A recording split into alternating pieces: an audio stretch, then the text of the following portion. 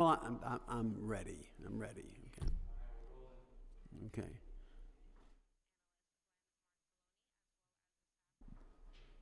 Just let me know when you got the stream going. Yeah, we're just waiting on the live stream.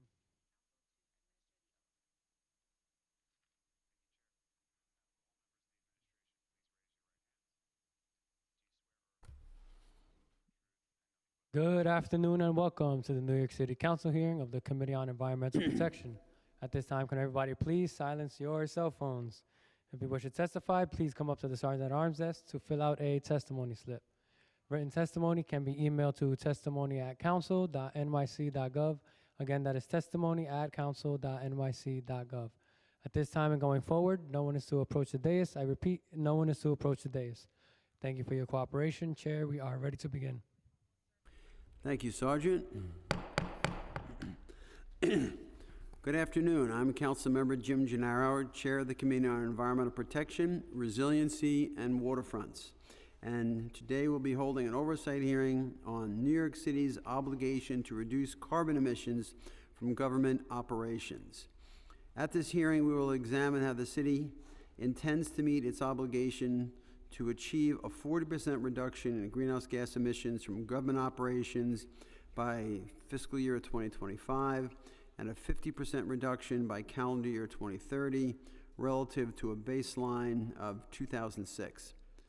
The committee will discuss the city government's largest emissions sources and the effectiveness of various efforts to reduce those emissions, such as the goal to install 100 megawatts of solar PV systems on city buildings, the city's Clean Fleet program, and efforts to increase the sustainability of the city's wastewater resource recovery facilities.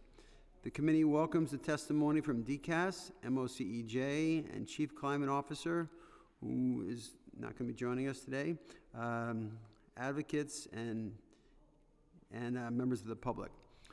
New York City has taken very historic action in passing landmark climate legislation and setting serious decarbonization goals, actually decarbonization mandates.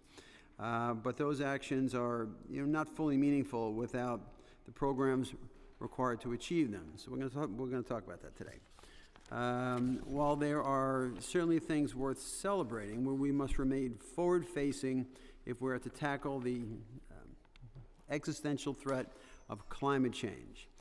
Way back in 2008, I and my council colleagues passed the New York City Climate Protection Act, which established the requirement for the city to regularly publish the Plan NYC Sustainability and Climate Adaptation Plan, to do the Plan NYC process on a periodic basis, make an annual greenhouse gas inventory, and relevant to this hearing, achieve a 30% reduction in emissions from government operations by 2017. That was the 2008 law.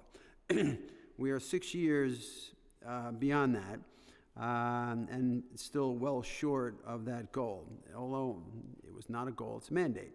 On top of that, Local Law 97 of 2019, which is perhaps better known for its provisions relating to private building owners, requires the city to achieve a 40% reduction in emissions from government operations by 2025 and a 50% reduction in such emissions by 2030. And kind of the backstory to that was that there was a mandate for the city to achieve a 30% city government generated greenhouse gas reduction mandate of 30% by 2017.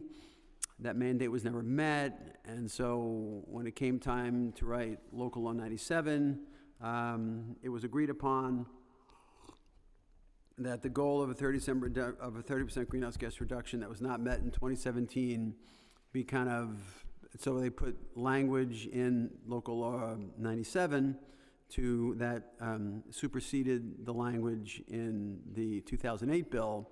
So instead of 30% reduction in city greenhouse gas emissions, city government greenhouse gas emissions by 2017, that became 25% by 2040. So that's the backstory on that. The city has already shown that decarbonization is possible. Emissions from city government operation decreased by emissions from city government operations decreased by 25.4% between FY06 and FY22. Despite this, the city is still not on track to meet its emission reduction requirements for government operations pursuant to either Local Law 97 or the New York City Climate Protection Act, but it's really only Local Law 97, the 40% by 2030 that applies, because that language superseded the old language. And the city missed its 2017 emissions reduction target by 2.5 percentage points, close but no cigar, and still need to reduce FY22 emissions by 14.6% percentage points before FY25 in order to fully comply with Local Law 97. That's a lot. That's why we're having this hearing to figure out how we get from here to there.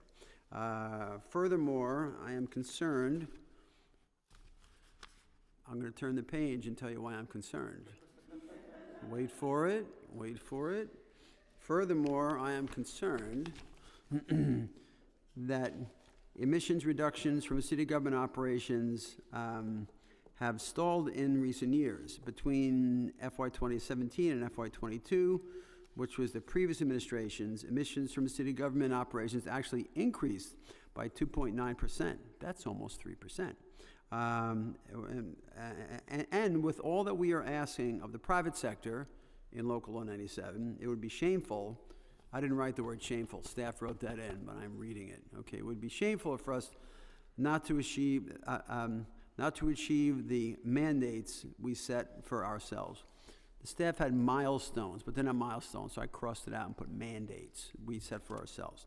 That said, there are some noteworthy initiatives underway that may help us achieve these emissions reductions. In 2014, the de Blasio administration set a goal of installing 100 megawatts of solar power generation on city buildings by 2025 to help the city meet its emission reduction mandates. Unfortunately, as of March 2022, DCAS had only met 16% of this goal, as much as we love DCAS, and we do. The city has also been, what's that? I do. Who doesn't love DCAS? The city has been working to implement the Clean Fleet Plan, which has been transitioning our municipal fleet to renewable diesel. I'm sure Keith Kerman is going to have a lot to say about that. He's the high priest of RD, as we say. And so RD is renewable diesel. We are also working on expanding methane recovery from wastewater from sewage treatment plants, reducing emissions from our waste disposal practices through our curbside organics program, and electrifying our public school buildings. These are all things that are happening under the Adams administration, which is very nice. These initiatives are a great start, but it is clear that there is still much more to be done. This year's seemingly endless string of climate crises, from unprecedented wildfire smoke to catastrophic flooding, showed us that New York City's emission reductions efforts must proceed apace. Climate change will not wait for a more convenient time for us to act. Therefore, it is critical that New York City redouble its commitment to achieving the emission reductions mandates that we have laid out for ourselves. We look forward to hearing from the administration today on what progress the city has made in reducing emissions from government operations and how we can work together in the future to meet our decarbonization goals. No, I said goals, but I mean mandates. To meet our decarbonization mandates under Local Law 97, and by that I mean the 40% by 2025. I would like to extend my deepest appreciation to Committee Counsel Samara Swanston, who retired last week, so she's not with us today, for her 16 years of dedicated service to this committee. We can all quite literally breathe easier thanks to the work she has done in her time here. We had a whole thing for her, and we miss her. She did a lot of great work, and she's a great person. I'd also like to thank the terrific committee staff. The word terrific was put in by staff. I'd also like to thank the terrific committee staff But I'm for that. I would have used a nicer adjective, but terrific will suffice. Terrific committee staff, who do such great work in putting these hearings together. To my right, we have committee counsel Claire McLaughlin, policy analyst Ricky Chawla and Andrew Bourne, financial analyst Andrew Lane Lawless and Tanvir Singh, and finally, my terrific, and I'm putting that word in, it's not in, but I'm saying it, and finally, my terrific legislative director, Nabi Kaur, for all of their hard work. I'd like to recognize the following council members who have joined us. I have the little piece of paper here. We have Council Member Hanks, Council Member Holden, Council Member Ressler. Anybody remote today? Okay, so that's what we have so far. And I'll now turn it over to the committee counsel to give the affirmation to the witnesses. Thank you. I am Claire McLaughlin, counsel to the Committee on Environmental Protection, Resiliency, and Waterfronts of the New York City Council. Our first witnesses will be Beatrice Thuo, Executive Deputy Commissioner for Citywide Operations, the Department of Citywide Administrative Services, Sana Barakat, Deputy Commissioner for Division of Energy Management at DCAS, and Keith Kerman, Deputy Commissioner for Fleet Management and Chief Fleet Officer at DCAS. I will now administer the oath. Please raise your right hands. Do you affirm to tell the truth, the whole truth, and nothing but the truth before this committee and to respond honestly to council member questions? I do. Thank you. You may begin when ready. Just before you start, I want to thank you for all of your efforts. To try to reach out to me before the hearing. You're all excited about about the good things that you're doing. I was kind of elusive. I just wasn't able to be pinned down. When this is the end of session, everything's going crazy, and I just came out of a meeting with the speaker. The bills that are going to be voted out at the last date of the session have to be laid on the desk tonight. So there's a lot of back and forth and stuff going on, and I'm part of that process. And so sorry about not being able to catch up with you before, but you're here now, and so this is going to be great. So with that, I'd ask you to proceed with your good testimony. Good afternoon, Chair Gennaro and members of the committee. My name is Beatrice Thuo, and I'm the Executive Deputy Commissioner of Citywide Operations at the Department of Citywide Administrative Services, DCAS. I'm joined today by the city's Chief Decarbonization Officer and DCAS's Deputy Commissioner of Energy Management, Sana Barakat, and Chief Fleet Officer and DCAS's Deputy Commissioner for Fleet Management, Keith Kerman, Deputy Director of Resilient and Efficient Buildings at the Mayor's Office of Climate and Environmental Justice, MOCJ, Joe Chavez, and Director of the Office of Energy and Resource Recovery Programs and Agency Chief Decarbonization Officer at the Department of Environmental Protection, DP, Jane Gajwane. Yeah, and if I could just jump in for a second. I think early on when I said that, I guess I kind of made a mistake between, Rit Agarwal, who was the Chief Climate Officer, and I said that, but that's different than the city's Chief Decarbonization Officer. Correct. And so I kind of misspoke when I said the Chief Decarbonization Officer wasn't going to be here, but you're here. So I just want to correct the record here, and sorry for that slight. And so please proceed. Sorry for the interruption. I want to extend a special welcome to Sana, who joined DCAS this past July after many years in the sustainable design and engineering consultancy sector, managing large-scale and multidisciplinary projects for public sector clients, including several city agencies. We're excited to have her take the reins as the city's Chief Decarbonization Officer and accelerate our work reducing greenhouse gas emissions from city government operations. I am excited to give you an update, so let's dive right in. Local Law 97, part of New York City's landmark Green New Deal legislation of 2019, requires New York City to reduce greenhouse gas emissions from city government operations 40% by 2025 and 50% by 2030, compared to fiscal year 2006 baseline. This includes emissions reductions from the city's portfolio of over 4,000 municipal properties. We're talking about schools, universities, firehouses, police stations, courts, hospitals, museums, zoos, libraries, and much more. City government is mandated to reduce emissions further and faster than the city as a whole, which is expected to achieve a 40% reduction by 2030. This mandates set the city on a path to carbon neutrality by the year 2050. The city has also committed to meeting targets including reducing greenhouse gas emissions in the city government fleet 50% by 2025 and 80% by 2030 compared to a fiscal year 2006 baseline, in addition to reducing city government energy use by 20%. In December 2021, pursuant to Executive Order 89, DCAS released the Local Law 97 Implementation Action Plan, which sets the path for city government's Local Law 97 compliance, identifies the resources necessary to meet our Local Law 97 mandates, and establishes agency emissions reduction targets. These targets can be found on our website, and we update agency emissions reduction performance annually as required by Executive Order 89. According to our latest data, city government has reduced emissions from operations by over 25% below the fiscal year 2006 baseline, compared to 17% for the city as a whole, including the private sector. City government is leading by example and outpacing the decarbonization of city across all sectors and industries. Let me be clear, while city government is leading by example and outpacing the private sector, we're still facing considerable challenges and expect to fall short of our Local Law 97 reduction target for 2025.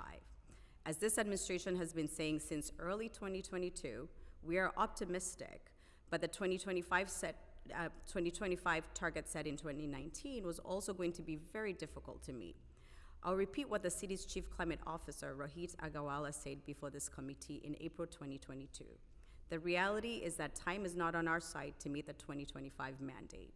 However, this administration remains steadfast in our commitment to achieving our emission reduction goals, and we expect that we will not only meet but surpass our 50 by 30 target.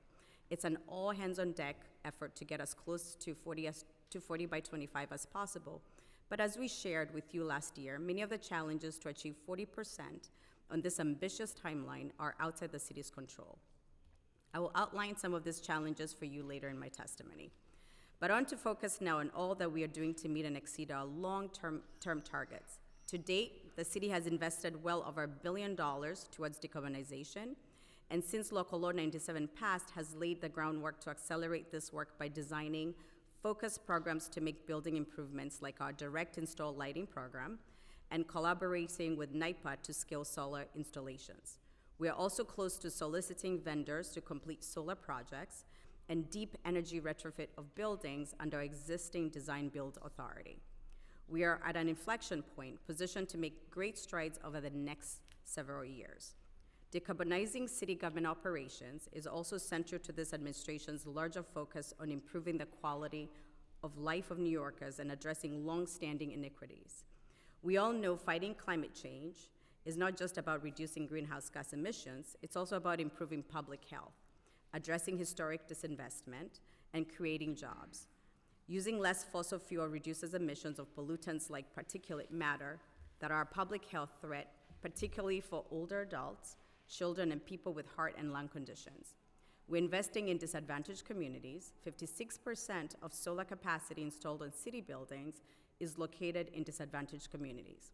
57% of city government operations greenhouse gas emission reductions are from projects in disadvantaged communities, and 53% of particulate matter reductions have been in disadvantaged communities. And finally, DCAS's work on energy-saving projects has generated over 6,100 good-paying jobs since fiscal year 2006. DCAS leads the city's decarbonization efforts and partners with more than 20 city agencies to implement energy efficiency, electrification, and renewable energy generation projects throughout the city. The city takes a multi-tiered approach to decarbonizing city government operations. We are driving down energy consumption at city-owned buildings through retrofitting building systems, improving operations and maintenance, and optimizing building controls. Over the past decade, we have partnered with city agencies to invest over $1 billion in building energy efficiency projects, which has resulted in an annual energy reduction of approximately 8% compared to before making these investments, and despite significant growth in total square footage of our building portfolio. We also expanded our demand response program in summer 2023. Over 600 facilities from 34 agencies participated, reducing energy using during hot summer months to protect the city from brownouts and blackouts. We are electrifying building systems, including heating, hot water systems, and appliances, which the city committed to in Plan NYC, helping set the city on a course to achieve the decarbonization mandates for 2050 and improve air quality in communities. This includes the administration landmark Leading the Charge initiative to electrify 100 existing schools over the next decade and start transitioning all New York City schools to operate on electric power. 4 electrification projects have begun construction this year, with another 15 in planning and design. This plan, and Councilmember Gennaro, your recently passed Local Law 32 of 2023, will also accelerate the phase-out of number 4 heating oil by 5 years. We are decarbonizing processes and systems of wastewater resource recovery facilities to achieve net zero energy consumption in the wastewater treatment sector by 2050. We are making our processes leaner while maintaining robust operation, and are leveraging DP's unique infrastructure to not only decarbonize the agency, but also that helps the city decarbonize as a whole. These efforts are led by our partners at DEP. We are decarbonizing the city's fleet by transitioning to electric vehicles and investing in renewable diesel. These efforts are led by our Chief Fleet Officer, Keith Carmen, and we'll go into more detail about them in a minute. We are also investing in clean energy generation. First and foremost, we are generating renewable energy on our own properties by building solar PV arrays.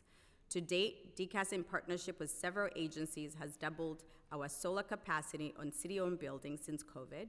We have installed 22.7 megawatts of solar PV on city facilities, enough to power nearly 6,400 New York City households per year. And we have executed contracts that will bring an additional 50 megawatts of solar by December 31, 2025. I want to emphasize what a feat this is in urban environment as dense as New York City. Additionally, New York City has committed to purchasing Tier 4 renewable energy credits generated from CHIPPE and Clean Path New York projects, which will help fund these projects that will bring 2,500 megawatts of clean renewable energy from Canada and upstate New York into New York City. This will allow city government operations to be powered by 100% clean electricity by 2026 and amplify the greenhouse gas emissions reductions that result from the city's investment in building system electrification. These projects will also reduce the city's reliance on fossil fuel power plants, improve grid reliability, and make more clean electricity available to all New Yorkers, and help the private sector meet their own Local Law 97 obligations. EDC, on behalf of the city, is also playing a critical role in creating a nation-leading offshore wind hub at South Brooklyn Marine Terminal. In parallel, EDC is investing in education pipelines for jobs and creating job programs that identify and train talent from historically underrepresented areas to ensure all New Yorkers can benefit from green opportunities. On the buildings and solar energy side, DCAS has partnered with city agencies to implement over 13,700 energy efficiency and decarbonization measures in over 2,000 buildings since fiscal year 2006. Our efforts have reduced annual energy costs by $137 million and greenhouse gas emissions by over 420,000 metric tons of carbon dioxide equivalent. That's equal to removing nearly 92,000 cars from the road. In order to implement these decarbonization projects, the city has created processes, policies, and grown the capacity of government to scale work. We're building human capital, so agencies have the capacity to implement energy efficiency, electrification, and renewable energy generation projects. This includes providing more than 20 agency partners with training tools, technical expertise, funding, and staff, including agency chief decarbonization officers, which will elevate decarbonization priorities within agency leadership. OMB is leading a new initiative, climate budgeting, which incorporates an analysis of climate impact into budget plans and develops new actions to move the city towards its climate goals. The administration is also making significant efforts to cut red tape, make it easier to build and procure goods and services, and amend zoning citywide so that we can do what we need to do to meet our climate goals more efficiently and faster while creating jobs. I want to thank the council for approving the City of Yes for carbon neutrality zoning initiative last week, which will allow us to decarbonize our buildings more and faster. We greatly appreciate the council's partnership on that effort and are thrilled that it's over the finish line. The city is also a vocal advocate for the state to make smart energy policy decisions and accelerate renewable energy projects that will clean our grid. The city and the state must be strong partners to achieve both the city's Local Law 97 mandates and the state's targets under the Climate Leadership and Community Protection Act. DCAS supports our partners at MOCJ, which leads this advocacy. Finally, the administration released Plan NYC in April, which lays out clear, achievable actions that the city will take to decarbonize and make our city more livable and resilient for all New Yorkers, especially in communities that have been neglected in the past. Following that, the administration released Power Up, the city's long-term energy plan, which connects the work that all of our city agencies are doing to the larger energy strategies that will ensure all New Yorkers have clean, reliable, and affordable energy. I'd love to give you a few examples of projects. Chair Gennaro, in your district, DOE and DCAS partnered to install a 582 kW solar PV system on the roof of Thomas Edison Career and Technical Education High School, generating 60% of the school's electricity needs and supporting hands-on student learning. In Councilmember Restless District, DCAS is partnering with DP to install a gravity belt thickener and thermal energy installation at the Newton Creek Wastewater Resource Recovery Facility. This will reduce energy use equivalent to nearly 19,000 New York City households and lead to $4.5 million in annual energy cost savings. DCAS is working with NYPA to install 10 megawatts of solar PV at the Wards Island Wastewater Recovery Facility using the novel approach of installing solar canopies over process tanks, which increases the installed capacity tenfold. This will be the largest clean energy installation on a wastewater treatment facility anywhere in the world. Yes, you heard that right, in the world. In Harlem, DCAS has partnered with DP to install 12 megawatts of electricity generation that will run year-round on renewable biogas generated on-site and be able to make significant load off the electrical grid during peak demand times. At the Met Museum, DCAS is implementing major lighting fixture upgrades of 20,000 fixtures in 3 special exhibition spaces. This project is estimated to save the city over $100,000 in annual electricity utility bills. And DCAS is upgrading many different energy systems at CUNY campuses. These upgrades include building management system controls, HVAC replacement, electrical submetering, and other retrofit measures. And there's so many more projects I would love to share, and I'd be happy to meet with you all and discuss the projects in your districts, but I'll stop there for now. Moving on to non-stationary assets, the city fleet plays an integral role in the reduction of greenhouse gas emissions from city operations. Vehicles account for nearly 9% of the 2006 greenhouse gas emissions baseline, and under the leadership of Chief Fleet Officer and Deputy Commissioner Keith Carmen, DCAS Fleet has developed the greenest municipal fleet in the country. In 2015, New York City published the New York City Clean Fleet Plan. This plan committed the city to reducing greenhouse gas emissions 50% by 2025 and 80% by 2035. The plan updated in 2021 outlined 3 broad strategies: electrify the fleet as fast as operationally feasible, replace diesel fuel with biofuels, and improve fleet efficiency. DCAS has aggressively pursued these approaches and is on pace to achieve Fleet 50 by 25. In 2023, DCAS worked closely with the City Council on codifying the Electric Fleet Initiative into law. On October 23, 2023, Mayor Adams signed Local Law 140, which calls for the city's fleet to transition to electric by 2038. This legislation further established New York City as a leader in fleet sustainability and is a model for other cities and fleets to adopt. DCAS currently operates one of the largest electric fleets and charging networks in the United States and will soon surpass the 5,000 electric fleet mark. We also operate 1,600 electric charging points and will add at least 200 fast chargers and carports each year through 2030. Further, on November 28th of this year, Mayor Adams and DCAS Commissioner Pinnock announced the city was transitioning to renewable diesel for the entire trucking and off-road diesel fleet. Renewable diesel is made of the same waste and organic feedstocks as biodiesel. However, renewable diesel is manufactured to the same technical specification as regular diesel while fully replacing fossil fuel diesel in our fleet, unlike biodiesel, which can only be used in blends of 20% or less. The new mix does not have petroleum base and burns cleaner with 15% to 35% fewer tailpipe emissions. As we transition to an electric fleet, the switch to renewable diesel is a critical measure to immediately cut down on greenhouse gas emissions from the fleet. As the technology and market for electricity, heavy-duty vehicles develops. Today, all trucks from sanitation, parks, DOT, corrections, and DP are fully operating on renewable diesel, and the entire fleet will complete the transition by June 30, 2024. Finally, DCAS continues to operate our fleet more efficiently in order to reduce fuel use. Following the Mayor's April 2022 fleet reduction initiative, DCAS has reduced the number of city vehicles by 4% or over 900 units.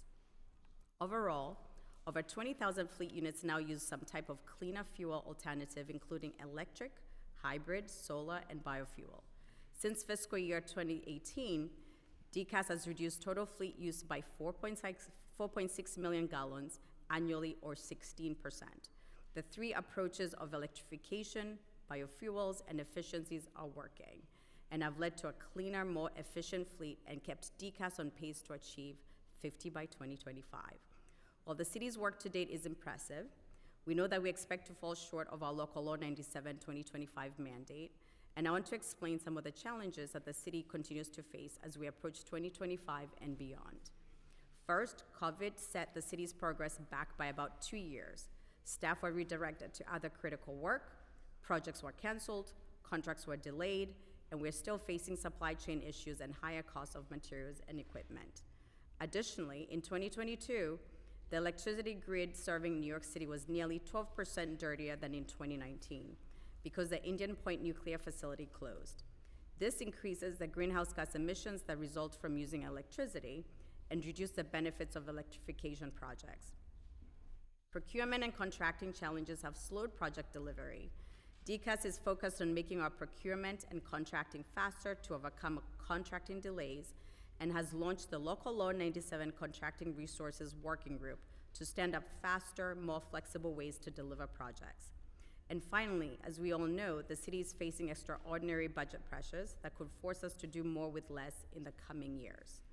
Despite these challenges, the Adams administration is fully committed to achieving our climate goals, and we are working at full steam to make our city government buildings and operations more efficient, reduce greenhouse gas emissions, and modernize buildings that serve New Yorkers. We are showing the private sector that this work is not just achievable, but pivotal for making sure our city is livable and thriving in the future. We appreciate the support and advocacy you have shown toward our work, and we look forward to continued partnership with the council as we continue our aggressive march toward carbon neutrality. We're happy to answer any questions you may have. Thank you very much for your comprehensive testimony. I'll start my questioning in a moment. First, I want to indicate that we're joined by Councilmember Gutierrez, a valued member of this committee, and let's run a little sidebar with my counsel for a second.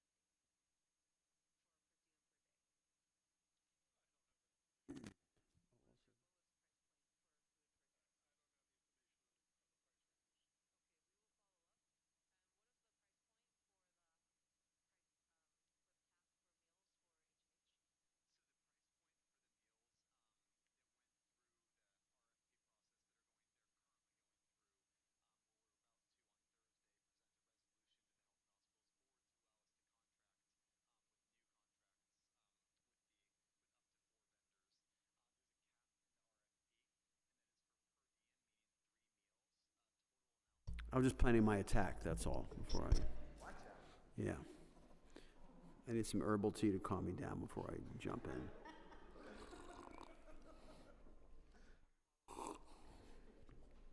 So,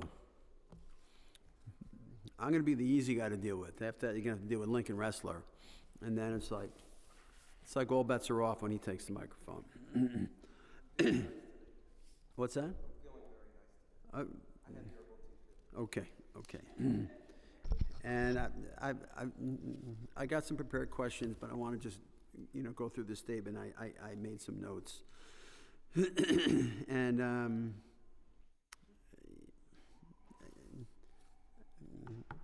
I guess my overarching concern is that, the city, notwithstanding, the resources at its disposal, doesn't meet the 2017 mandate set out by the 2008 Climate Protection Act. So 2017 comes and goes, the mandate is not realized. And it's my understanding through the council that, the law provides for something that if the administration can't meet it, they're supposed to do an official announcement, or they're supposed to invoke something in the law saying, we can't get here, but this is why, and this is what we're going to do, right? Okay, so there's something in the law by which if you're not going to meet it, you have to do an official something. To my knowledge, the official something that was supposed to happen in 2017 when the mandate was not realized never actually happened. And, no one from the environmental community that I know of, I was not in city government at the time, came forward and said, hey, you had this mandate in 2017, it didn't get met. This law is not a suggestion, it's an actual law. And, you're supposed to meet it or give a really good reason why you can't, which is more than the, building owners that are subject to Local Law 97. They don't get to, they don't get to come before this committee and say, we can't get it done, it's not going to work out, and they can't talk about how COVID loused them up and whatever, all of which are valid. But, we as a council, I wasn't here when Local 97 was passed, but, Local 97 is all the rage now, about how are co-ops and condos going to comply, and how is this all going to work? And, there really wasn't a lot of thought when, and this is not your fault, when this is council's fault, quite frankly, about, where were the resources and tax credits? There was no J51 at the time, or there was not a lot of brainwaves put into how folks were going to meet local the mandates of Local Law 97. And what people don't like about government is government says that we're doing a lot of good things, and we're working hard, and we're investing tons of money. We got programs coming out of everywhere, and they're going to bear fruit down the road. And the testimony today is we're not really going to make the 40% reduction by 2025, and we kind of don't know when we're actually going to make that happen. But co-op owners in my district, if they say that, they're gonna be in trouble. They're gonna have to pay fines. They're gonna, so it's kind of a standard that the government creates for itself, and then look at city government. City government has all kinds of consent degrees, consent decrees with the state, and then show me a show me a consent order that the city has ever actually complied with, and I'll buy you a Buick, because we just don't comply with them. And so we just roll it over. We do another negotiation, and so on this table, on this side of the table, we're left to kind of process how there's one standard for government, and there's one standard for like private building owners that have to comply, don't have the ability to just say, nah, you know, we kind of can't get it done like on time, but it's going to happen. And so that's kind of like the fundamental disconnect, that I got to go home to my district and I got to say, notwithstanding the fact that you got to comply with Local Law 97, or you're going to have every, you know, and such a huge pushback was made when the Adams administration, I think, you know, wisely, you know, tried to use the full discretion given to it under Local Law 97 to write rules that were, you know, sympathetic to building owners. I thought that was the right way to go, but still, the Adams administration doesn't have the ability to go beyond the discretion that was put in the law when writing the rules, but I think they went as far as they reasonably could in trying to give, you know, local building owners a break when it comes to Local Law 97 compliance with the whole, you know, decarbonization plan filed in 2025, you know, in lieu of suffering penalties and all that. So I give them credit for that. So they, you know, tried to do the, you know, like the compassionate thing or like the realistic thing with regard to the private sector. But when it comes to itself, and I have to, you know, laud the Adams administration for, you know, moving the ball forward more quickly than did the previous administration. But, you know, when that's all said and done, you know, the testimony here is, you know, we're not going to meet 2025, you know, 40%. We're not exactly sure when that's going to happen, and that's already been kind of indicated to you by, you know, previous pronouncements of the city's, you know, chief climate officer. So, like, you knew that was coming, but so it's frustrating when the city, notwithstanding all of the efforts it is doing, kind of comes up short, and the statement is, we're coming up short, but we're doing a lot. So now you're me, so I got to go back to my district and explain how they have to meet the letter of the law when it comes to Local Law 97, but the city has just kind of testified before my committee and said, we're going to try real hard. That's not something that, you know, Bob's constituents have the ability to say, you know, nor mine, nor anyone else who's here today. So this is, you know, we're dealing in, like, you know, this is you know, almost like a philosophical thing. But, you know, you're me. What do I tell my constituents? How they have to toe the line with regard to Local Law 97, but the city itself, with the resources that it has, although we're going to have tough budget years coming up, you know, this is something that the city set for itself in 2019. 2019, it wasn't.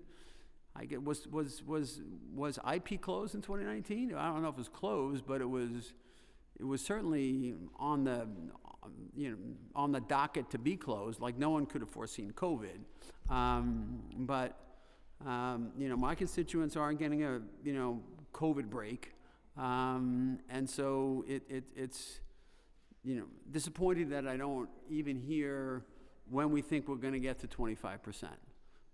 25%? Yeah. No, 40%. 40%. And so,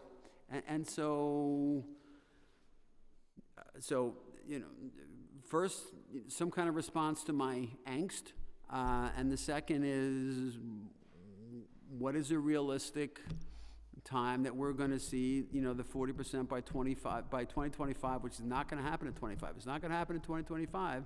When's it going to happen?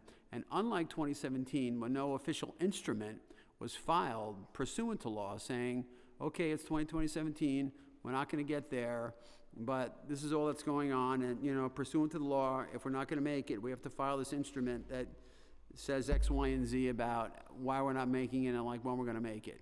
And so under my watch, when 2025 comes, there's either going to be compliance, which I now know there's not, or there's going to be the filing of an instrument saying, you know, this is the pathway to 2025, to to the 2025 mandate of 40%, and this is when it's gonna happen. So I guess, why don't we work backwards? So when are we gonna get to 40%? And then you can back into like the angst that I have. And I think, I think it's real. So I've said enough, at least for that question. That was probably a world record length question. I don't know, it was like, it was a question, it was a rant, it was, I don't know what it was. And so that's what I'm coming at you with. Now it's your turn to come back at me. Thank you for your question, and your comments.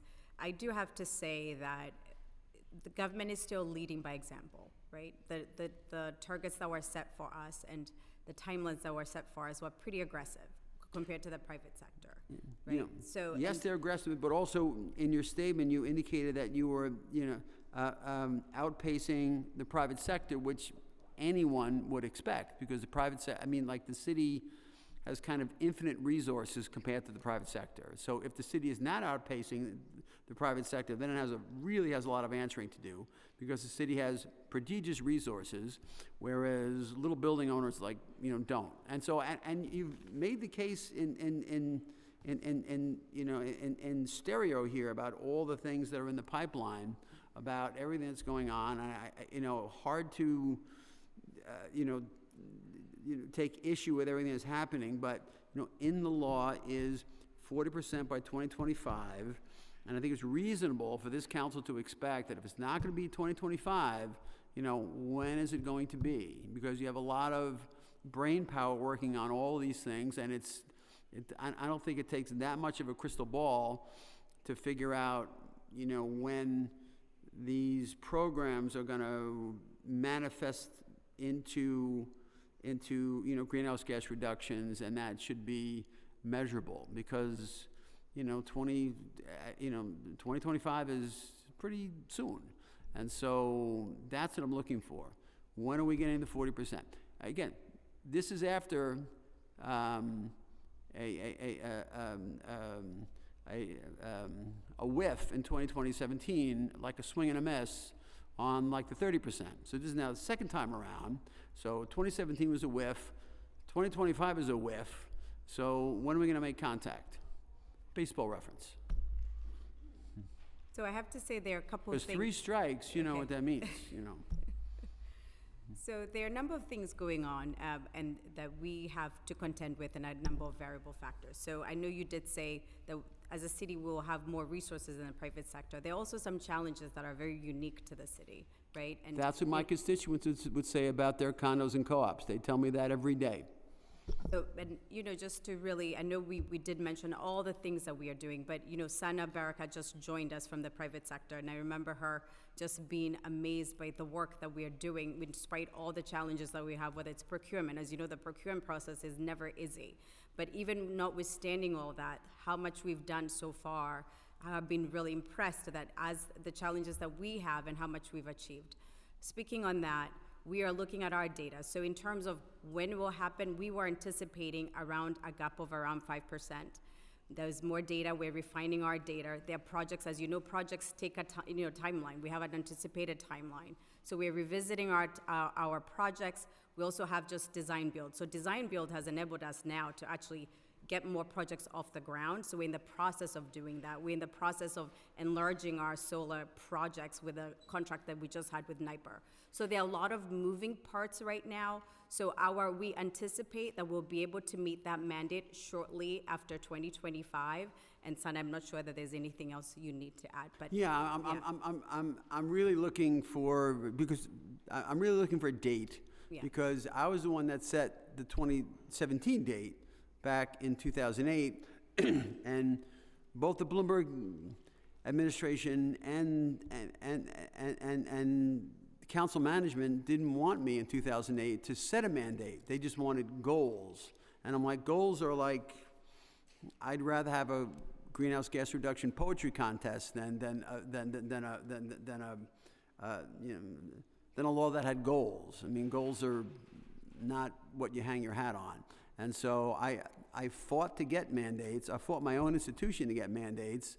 And then 2017 came and went, and like no one even as much as yawned, including the environmental community, which kind of like rubs me the wrong way because, like, where were they when the city didn't meet its, greenhouse gas reductions in 2017, and no one said a peep, But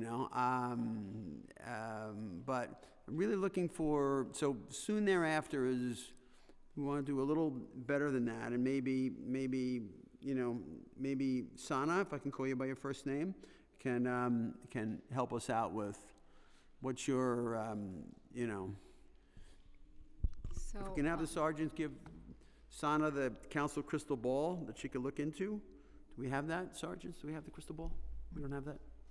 I'm sorry, what was that? No, I'm just making reference to a crystal ball that you could look into and give me a date. The okay. council doesn't have an official crystal ball, and the sergeant is looking at me very quizzically right now, so you're off the hook, Sergeant, but you're on the hook, So I just joined, right, DCAS back in July. So And a very heralded appointment, and we're so glad that you're here.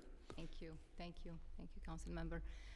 As Beatrice said, we had a lot of challenges. Can you speak right into the mic so I can hear you a little better? Sorry, Yeah, better? yes. Okay, can you hear me? Yeah, you got to be All like right, perfect. right into it. Yeah. Dawn? Okay, yeah, I was saying that I just joined DCAS back in July, and my mission and all my energy, no pun intended, is to look into how we can accelerate our projects, because as you know, projects takes a long time, and COVID set us back. So no excuses, it's just the reality of things. I'm looking into what we can do now with all the agencies that are not, that have a gap, and when we can do with them, what are their challenges, what opportunities, what projects we can do with them to implement more projects and accelerate the projects they have on hand right now. Okay, that still doesn't give me a date, so why don't we do this? No, it's okay, hang on, let's, so today is what, like the 12th, right? Today's the 12th, and so December 12th, January, no, yeah, December 12th, next month is January already? Oh my God. So December 12th, January 12th, February 12th. That's 2 months, February, right? So 3 months is March 12th. How about I give DCAS 3 months to give me a number, like a date, when we're gonna get to 25%? 40, I can't, yeah, 40%. Because I think it's, just to have this hearing dedicated, and again, this is not just like a question that comes up in the hearing. This is the purpose of the hearing. The whole rationale of us being here today, the whole preparation of the gift bags and everything else was all for no gift bags. was to talk about this specific question. We expect a lot of our private building owners, and this has been going on with the city since 2008, 15 years. So we're 15 years into this process, and of course we changed things in 2019 with Local Law 97, but I think this council that passed both laws in cooperation with this administration, well, no, with both, or with the previous administration, no, both with, first with Bloomberg, second was with, de Blasio, but we're 15 years into the city, reducing its own carbon emissions. I would like to set a date of 3 months from today, for the administration to give this council its best estimate of when we're gonna get to the 40% carbon reduction date. Lincoln, does that sound fair to you? Okay, and so that's what I'm calling for. That's my official thing, and we're Julie Menon, Councilmember Julie Menon, and do we have other council members that ask to ask questions? Okay, you know what? I'm going to regroup, and I'm also of the mind that I always love when my members come to the hearings. I want to give them an opportunity to get their questions on the record. This is a very busy day in the council. I'm sure they have other things to do, and I'm going to be here for the duration. And so, you know, I asked my opening question, and so now, okay, we've got, this is the order of questions? Okay. First for questions, we have Councilmember Holden. I recognize Councilmember Holden for questions. Thank you, Chair. And thank you for your testimony, Deputy Commissioner. Electrifying building systems. You mentioned in your testimony you want to electrify 100 existing schools over the next decade. That seems very low, since we have over 1,800 schools. How many buildings do we have, school buildings, that have solar power installed on their roof? So right now, and I'll give it over to Sana. For now, in terms of the solar capacity on the city's building, it's 22.7 megawatts that we have. In terms of what percentage of that is on school buildings, we can get back to you on that in terms of the specific number. But I have to say, I think one thing for all new schools have to be electrified. So I think that's an important thing to know. Any new school being constructed have to electrify. And that includes solar? That may include solar, just to make sure that it will be clean energy. Right, but here's the concern I have. I think we should use solar because there are many districts or many council districts, let's call it that way, that don't have the grid, the electric grid, the proper electric grid. For instance, my district, the 30th, we probably lead the city in blackouts and brownouts because of most of the grid that we have is above ground. So a 30-mile-an-hour wind will knock out the grid and black out a lot of people.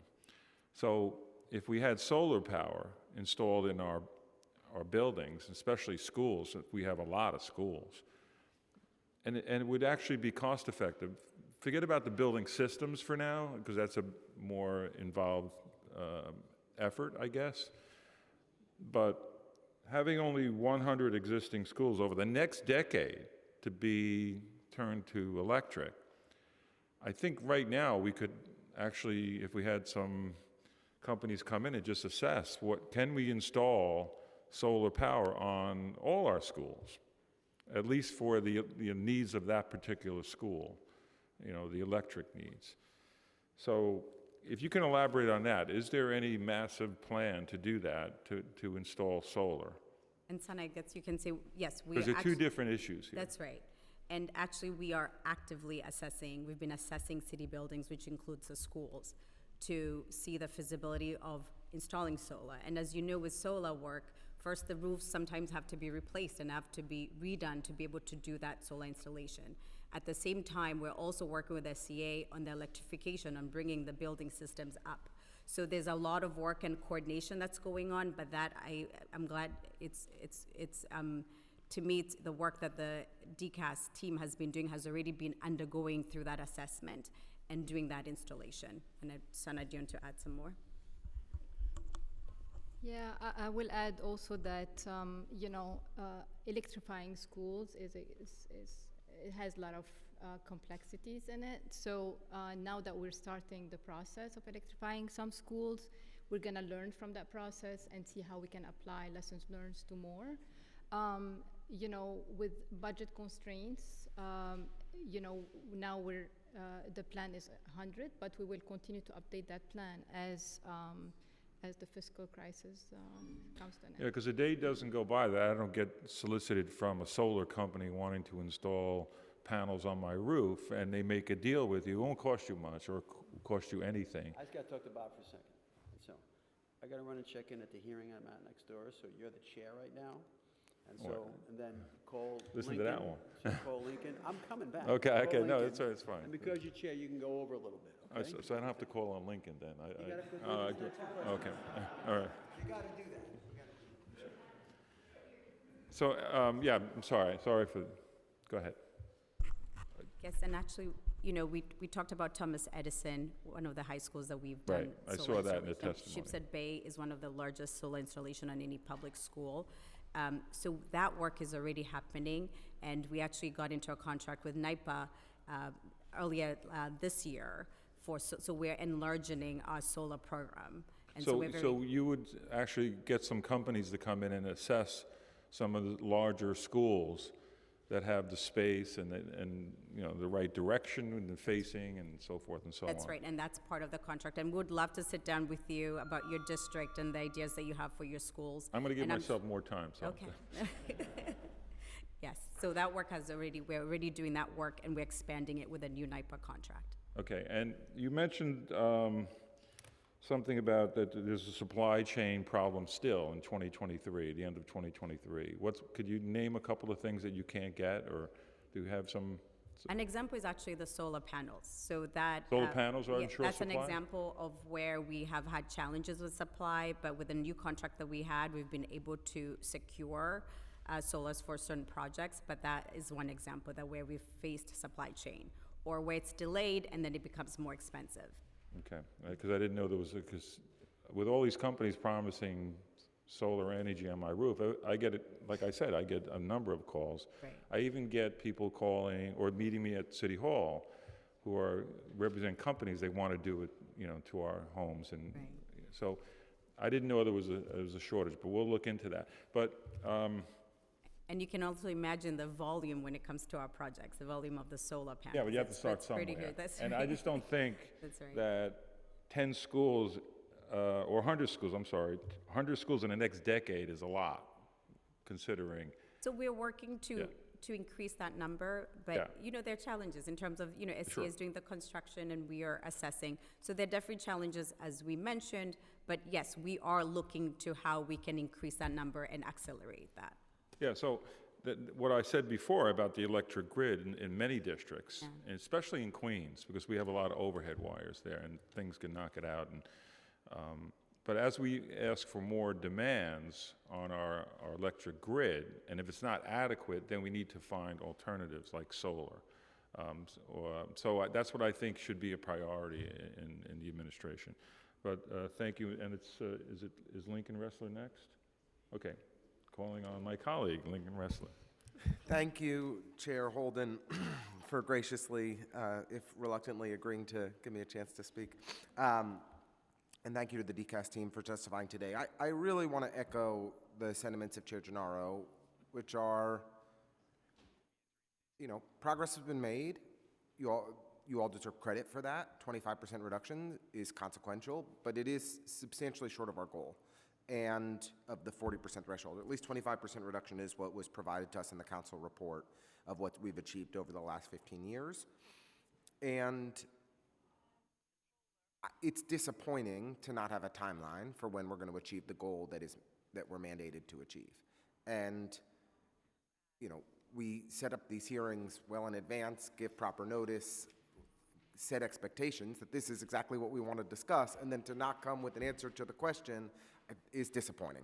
And I appreciate Chair Gennaro's suggestion that you all come back to us within the next 3 months with an answer, because that's what we, just as he said, we have set aggressive benchmarks in Local Law 97 that our communities have to comply with, and we want the public sector to be leading the darn way. And in many ways we are. There are lots of great things to show for progress around transportation and the fleet and wastewater treatment, and more good things to come. I was particularly struck by a couple areas that have been moving in the wrong direction. I think with the legislation that we passed earlier this year, we should reverse the problematic trends with regard to usage of heating oil number 4, which we all know how awful it is. But I was concerned about the increased dependence on natural gas that we've seen in city buildings over the last 15 years, and wanted to kind of firstly understand, when do we expect to see substantial reductions in our dependence on natural gas in city buildings start to manifest? And I would, let me just leave it there. I have a couple other questions, but I'd like to just start on that first. So, thank you, Councilmember Lincoln. So I have to say, although we may not, we will definitely work on that request that we have received, but we do expect in 2030 that we will surpass actually the target. So I think that's one thing we can confidently say with all the work that we are doing, with Chippy coming on and the transmission lines, we do expect in 2030 that we'll have surpassed our target. In terms of and by that, in 2030, we do expect in terms of even how we're relying on how we are the energy that we're using in our buildings. But Sana, you may want to add more to that particular question. Yeah. Thank you for your comments, Council Member. In terms of the giving you a number, we are now in the process of, as I was mentioning, as one of us mentioned before, that we're looking at the data that we have, right? The fiscal year 2022 emissions just got published. We're taking that information and evaluating our, making sure that that information is now incorporated into our projections. Which is changing, right? So that's why it's taking us a little bit longer now to see where we are, but we are in the process of doing it now, and we should be able to know where we will be when we will achieve it. When you look across the board and see, generally, we're moving in the right direction, although perhaps not. At the clip that we were hoping for. We're moving in the right direction across the board, but not in a couple key areas, notably natural gas. I just would have thought we would set narrower annual benchmarks for ourselves for the goals we're trying to achieve, and hope that you, as you come back to Chair Gennaro with a broader timeline for when we're going to achieve the FY25 goals, you can also share some insight in our progress there. I think I represent more public buildings than any council member, probably shy of Chris Marte, and am eager to be a real partner in helping to decarbonize each and every one of them. We just recently went on a tour of 210 Joralemon with DCAS leadership and some of our neighbors, which was incredibly helpful. Really want to thank Executive Deputy Commissioner Ringelheim and Brandon for making the time. But I was surprised that despite doing a comprehensive renovation of the building, Lincoln, it's my prerogative. I get to do this, so don't worry about the clock. Thank you very much. Councilmember Gutierrez says I talk too much, so I'll try to be brief. Stand by it. Yeah. So I'll wrap this question up and add a corollary question on. But I was surprised that we weren't replacing or we had a new gas boiler going into the building. At this stage, I just would have figured we would have had more ambitious approach, and was somewhat disappointed by that. Relatedly, very pleased that we have our Chief Decarbonization Officer here with us. My recollection was that the end of the de Blasio administration had an EO that required every agency to appoint a Chief Decarbonization Officer and to set targets for decarbonizing by agency. Could we, perhaps in writing, if you can give us a top line right now, I would welcome it. Have those Chief Agency Decarbonization Officers been appointed? Do we have agency targets? Can you share progress? Who's doing a good job? Who is not? Thank you. Okay. So 11 agencies need to appoint chief decarbonization officers. Out of the 11, 2 have already appointed their own chiefs, and the others Which are agencies? Sorry, who are they? Which agencies? DEP and DOT. DEP and DOT. Well, that makes sense. Right. Okay. The others are in the process of interviewing or making the selections. So this is where we are with And those. agency targets for decarbonization, do we have those been identified, and do we have progress reports that you can share? In terms of the emissions, by the end of this year, we're going to publish basically the where every agency is at. So I'd rather not reveal that right now until we finalize the numbers, but it's coming. But we'll have those numbers with targets associated for further reductions? So you'll publish where they're at with targets for future? Yes, Good. in comparison to their own targets, yes, because our IAP, right, establishes those targets by agency. Thank you, Chair. Sure. And thank you, DCAS. Thank you, Councilmember thank you, Councilmember Wrestler. I recognize Councilmember Gutierrez for questions. I always got to do more. Thank you so much, Chair. And thank you, DCAS and the other agencies for joining us. I also just want to echo Chair Gennaro's sentiments about, I think, disappointment of what feels like a snail's pace, because I think this council is constantly pushing back, especially on, instances where this administration seems to walk back some of these goals. And, we definitely want to work together, and you are all the experts, certainly, and I think have a deep vested interest, and so do we. And so before I ask any questions, just want to echo how important it is for us to continue to work together. And, I know Chair Gennaro is going to continue to hold us all accountable. My questions are, I'm really curious about this Leading the Charge initiative. I know you mentioned it in your opening remarks, Deputy Commissioner. What can you tell me about the timeline, and if you want to just share if there's any information on the schools that are currently in the pipeline, and specifically how are you all prioritizing? How are you all kind of making your way through the goals of integrating these in public schools, borough by borough, or EJ impacted communities? What is the method there?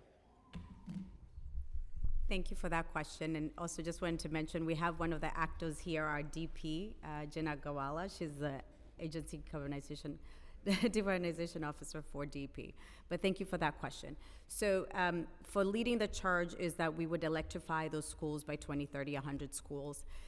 In all our work, in terms of looking what we're going to give projects a priority, being in EJ communities is one of the factors that we look at, and that's the way they're prioritized. We're making sure that that's part of the assessment that we're doing, that where we are making that the projects are prioritized in EJ communities. So as of now, in terms of the specific, in terms of specific schools, right now, I think we at 69 schools. 69 schools. Yeah. Mm-hmm. And is there anything specific that you're looking at? I mean, I know, and maybe this is an opportunity for us to what is the definition of an environmental justice community, but are there any specific metrics or data that you are all using just so that we can be clear? So we're working together with SCA, and Okay. do you want to add something, Sana? Yeah, that is true. We are working with SCA to establish, what the priorities are, because, you cannot just move students out, right, to do the construction work. So that's one of the factors we look at. Okay. Yeah. So it's SCA primarily being able. And DOE. We work with both of them. Okay, but is there anything that is DEP weighing in on, I guess, the level of priorities is what I'm saying. So I'm asking about the specificity of joining of the categorization of an environmental justice community married with the prioritization of the 100 buildings is what I'm trying to understand. So I get the DOB piece, I get SCA. We're leaning on DEP potentially to maybe help determine this is in an environmental justice community, and that's the question I'm asking. What is that specific metric? And I think we'll have MOCJ. MOCJ is pretty instrumental in also that in terms of EJ communities, and we have Joe Chavez here that could add to it. Come on down.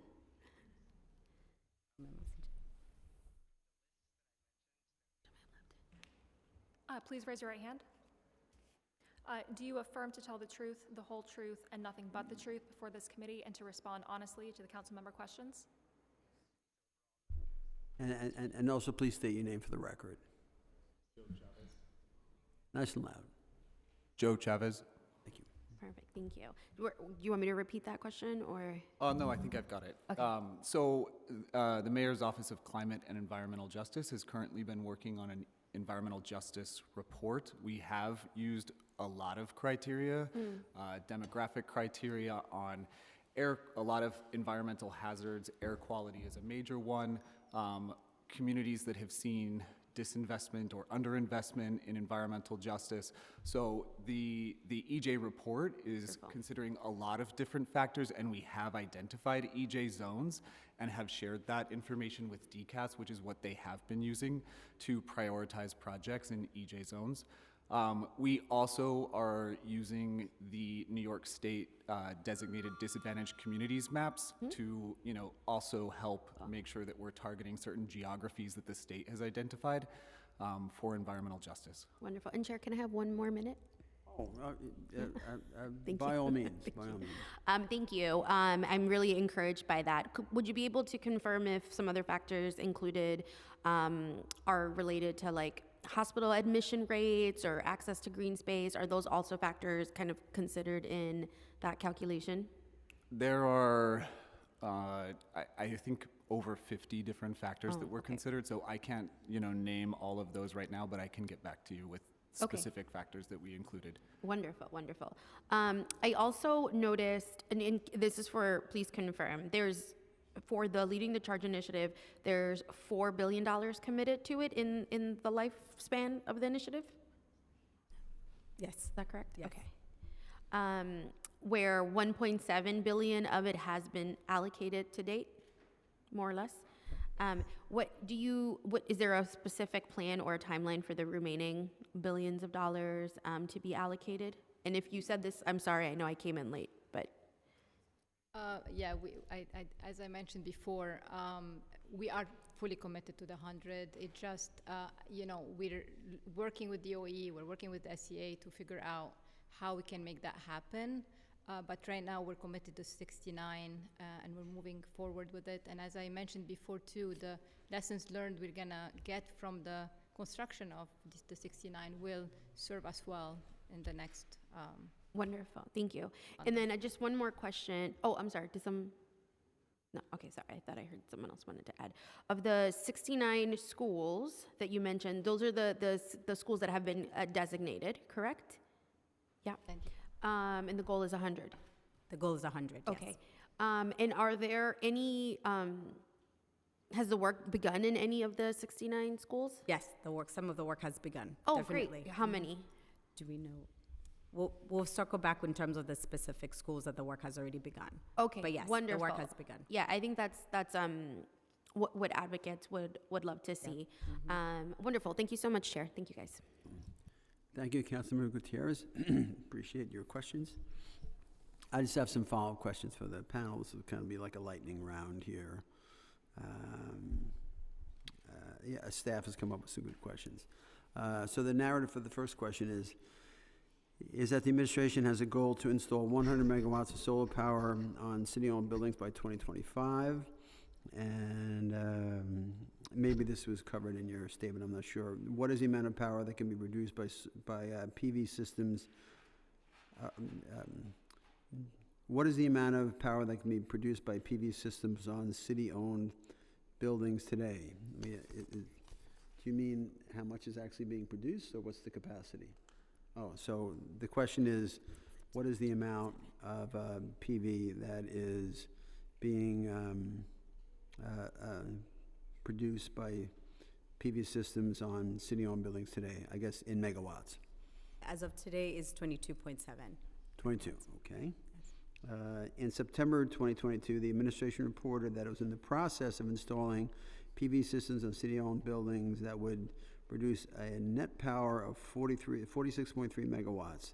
Have these systems since been installed? So that's a little more than a year ago. It was reported that there would be a net power supply of 46.3.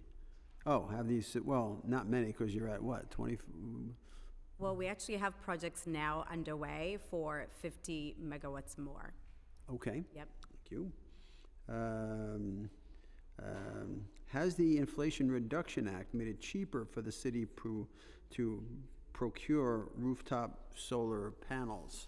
I guess embedded in that question is there's money coming from the IRA to the city to do that.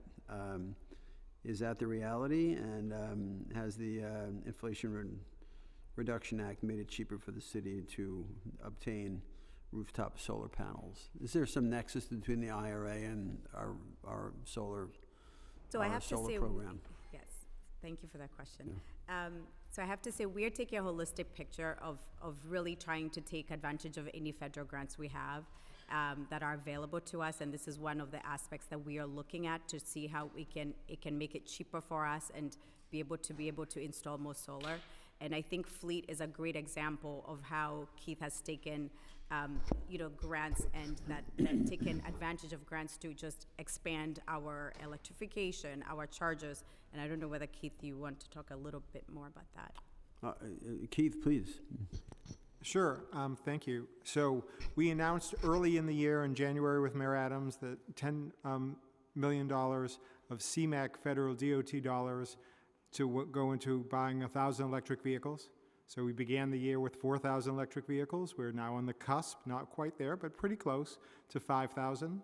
And that's the pace we're going to need to keep as we go to the local law 140 requirements to electrify the fleet. There is a tax credit as part of the IRA, a tax credit for electric vehicles of up to $7,500 a vehicle. So we've been waiting to get, there's guidance that we've been waiting for to submit for that. And we expect to get that guidance very soon. So that could be a real major support for us as we, try and offset some of the budget issues.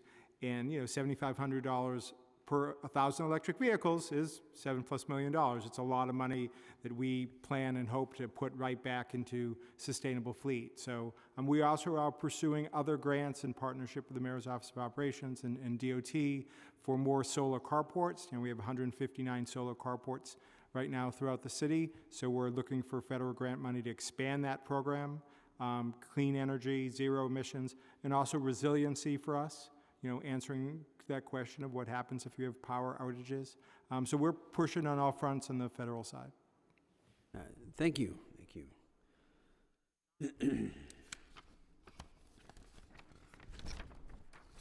Where am I going next? Oh. Local Law 32 of 2023, which you made a reference to in your statement, prohibits the use of number 4 heating oil in public buildings, including public school buildings, after July 1st, 2025. Is the administration prepared to meet this deadline? Now, this was my bill, so, We're very appreciative of your bill. Watch your answer on this, Get us of fossil fuels. So the answer is yes. We are transitioning out of number 4 fuel oil into number 2, and we have 200 schools that are going to be transitioning into it, and roughly 100 schools right now have 200 schools, but when we passed the law, it was about 25% of public school buildings were using number 4. I don't know how many public school buildings there are. What is it, like 1,100 or something? And 25% of that is, I guess, about 300 or so. And so, so the universe of buildings of school buildings that were using number 4 was closer to 300, right? But whatever it was, you just answered that you plan on having it all done by the deadline of July 1st, 2025. Correct. Great answer. Love that answer. Thank you.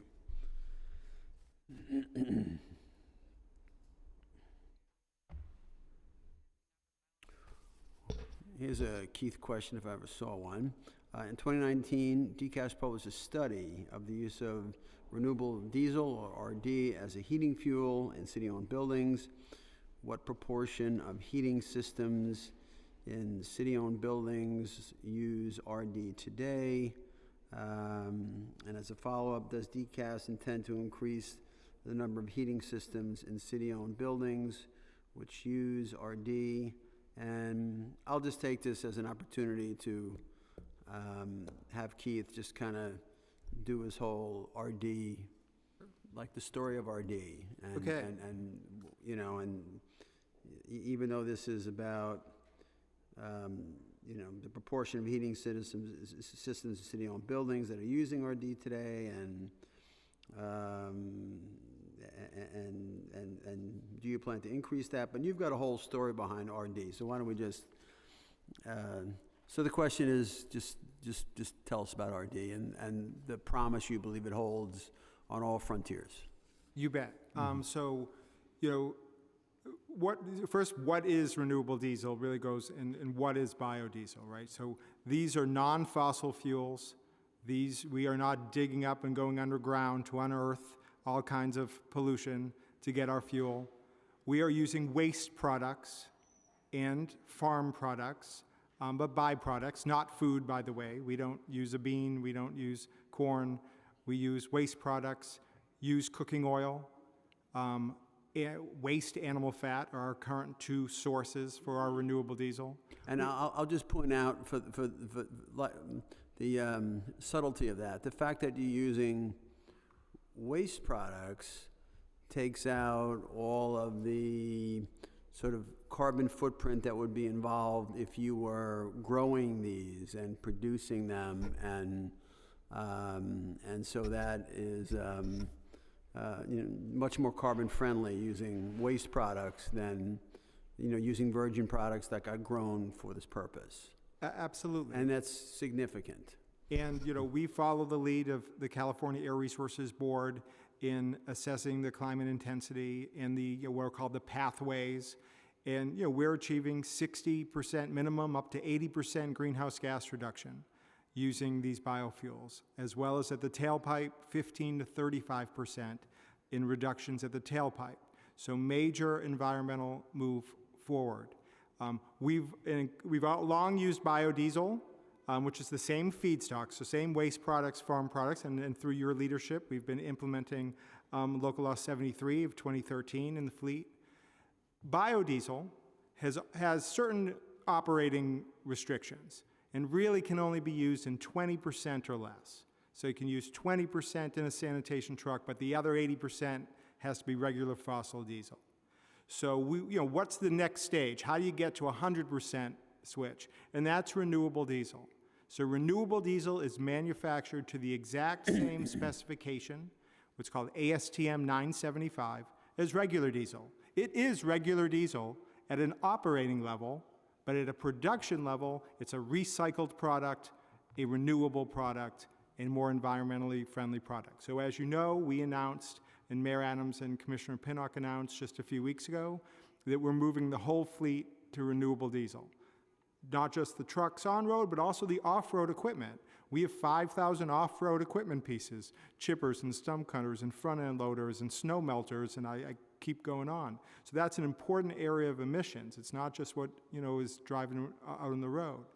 So we are well on our way to that. Most agencies, Commissioner Thuo mentioned, sanitation. Every truck today is using renewable diesel. Parks, DEP, DOT, Department of Correction. We're beginning that process with the police and fire departments. So there is the potential, and our focus right now is to get the fleet done. We are the first city east of the Rocky Mountains to be doing this. First entity east of the Rocky Mountains. Most renewable diesel is sold in California, which uses it in extraordinary scale. We are the first group under the Adams administration to bring renewable diesel anywhere to the East Coast, and frankly, anywhere east of the Rocky Mountains, anywhere in most of the country. So we're focusing on getting fleet done, and we're close to that, but there is potential. So we did publish a report that you mentioned on the potential for renewable diesel in two other important areas, heating oil and marine vessels. So now, you know, our focus is the fleet, and we want to get the fleet done, make sure it works well, prove that it's successful. But those are two very important potential areas. We've begun internal discussion of those. You know, we're beginning that process. So, you know, when we did renewable diesel, we had a long regulatory process with the fire department, with EPA, with state DEC. We did a lot of nation-leading work to get renewable diesel ready for underground storage tanks, for dispensers, for trucks. We did a 1 million gallon demonstration project in 2018, so we have to do the due diligence. We're beginning internally that due diligence on the heating oil side and on the ferry side. So while we don't have anything to announce on either of those yet, what we want to do is make sure the trucking program gets fully implemented and done. There is extraordinary potential on carbon reduction on both the heating oil side, and heating oil is 25 to 35 million gallons a year. So fleet is 15 to 16 million gallons. Heating oil is a bigger opportunity.